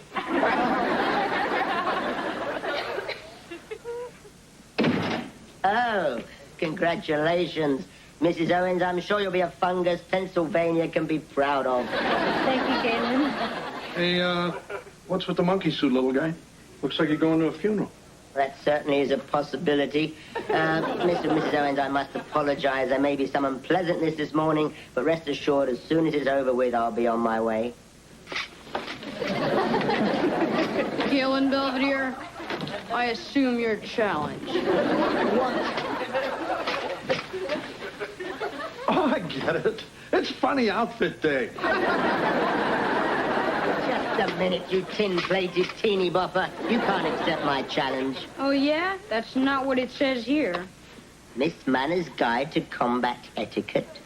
It says right there on page 57, in the event the primary opponent becomes ill or incapacitated, his duly appointed second may replace him on the field of honor. Wait a minute, he's not incapacitated. He told me his leg was fine. Come on, Mr. Belvedere, just a few more steps. Oh, Heather, easy. I think something may be broken.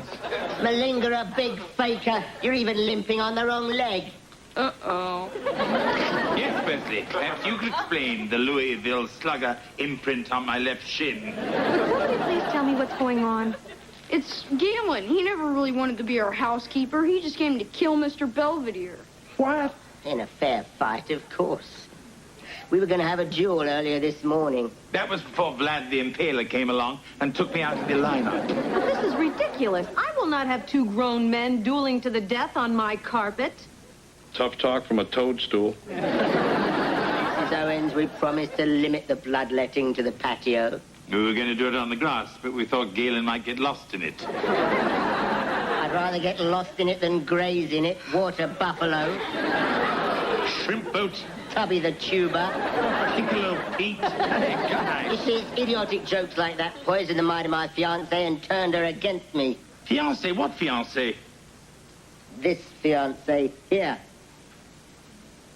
You were engaged to Gail Storm? Gail Storm, that's Gwendolyn Fitzmaurice. Fitzy, that's not Fitzy. Fitzy had red hair. No, she didn't. Yes, she did. No, you're thinking of Wanda Grigsby. She had red hair. Oh, Wanda had no hair, you little twit. She lost it at that Thresher demonstration, remember? Oh, yes. But all I know is I was going to marry somebody, and then you waddled over and ruined the whole thing. When? At the Guy Fawkes dance. You mean that grog-guzzling fiasco way back in '63? So you do remember. I remember pulling off Lady Ashley's leg. I'm just asking her to marry me. Oh, really? You told me you were climbing for coconuts. Whoops. You mean I almost got killed over some babe you guys can't even remember? Yes, and I appreciate that. Yeah, that's not the point. It's not. No, all my life this man's been insulting me, belittling me, treating me like some kind of freak. I demand satisfaction. Very well, Galen. If you insist upon this madness, I'll do my best to accommodate you. Fine. But before we draw a bead on one another, I think you should know that it was never your size that inspired my insults, but your stature. What? You are the most aggravating person I know. Achievement for achievement, exploit for exploit, insult for insult. You have managed to one-up me my whole damn life, and it makes me so mad I could spit. Oh, sorry. And all this time I thought it was because I was little. Galen, you're the biggest pain I know. So does this mean you guys are calling the duel off? Are you kidding? I wouldn't miss this for the world.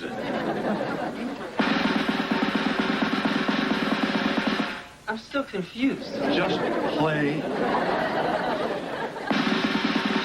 On my mark. 1, 2, 3. Turn and fire.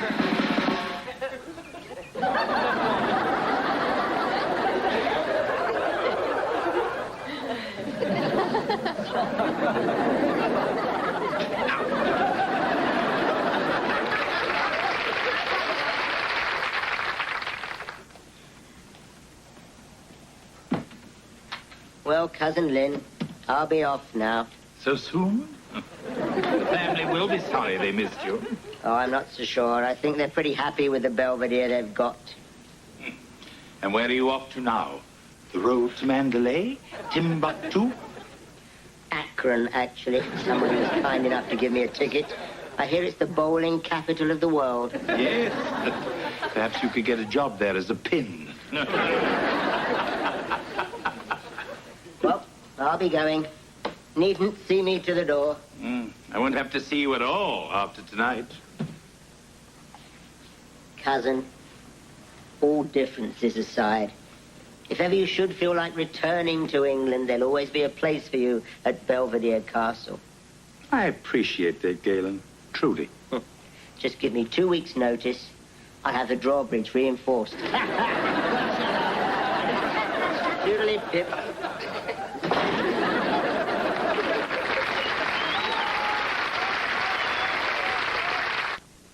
At any rate, all's quiet on the home front, now that my impish cousin Galen is gone. I never thought I'd say it, but I almost miss the little twit. It's always so nice spending time with your family, even if they are out to kill you. Anyway, I shouldn't be too depressed. After all, I still have Wesley. I may not have the insult, but I'll always have the injury.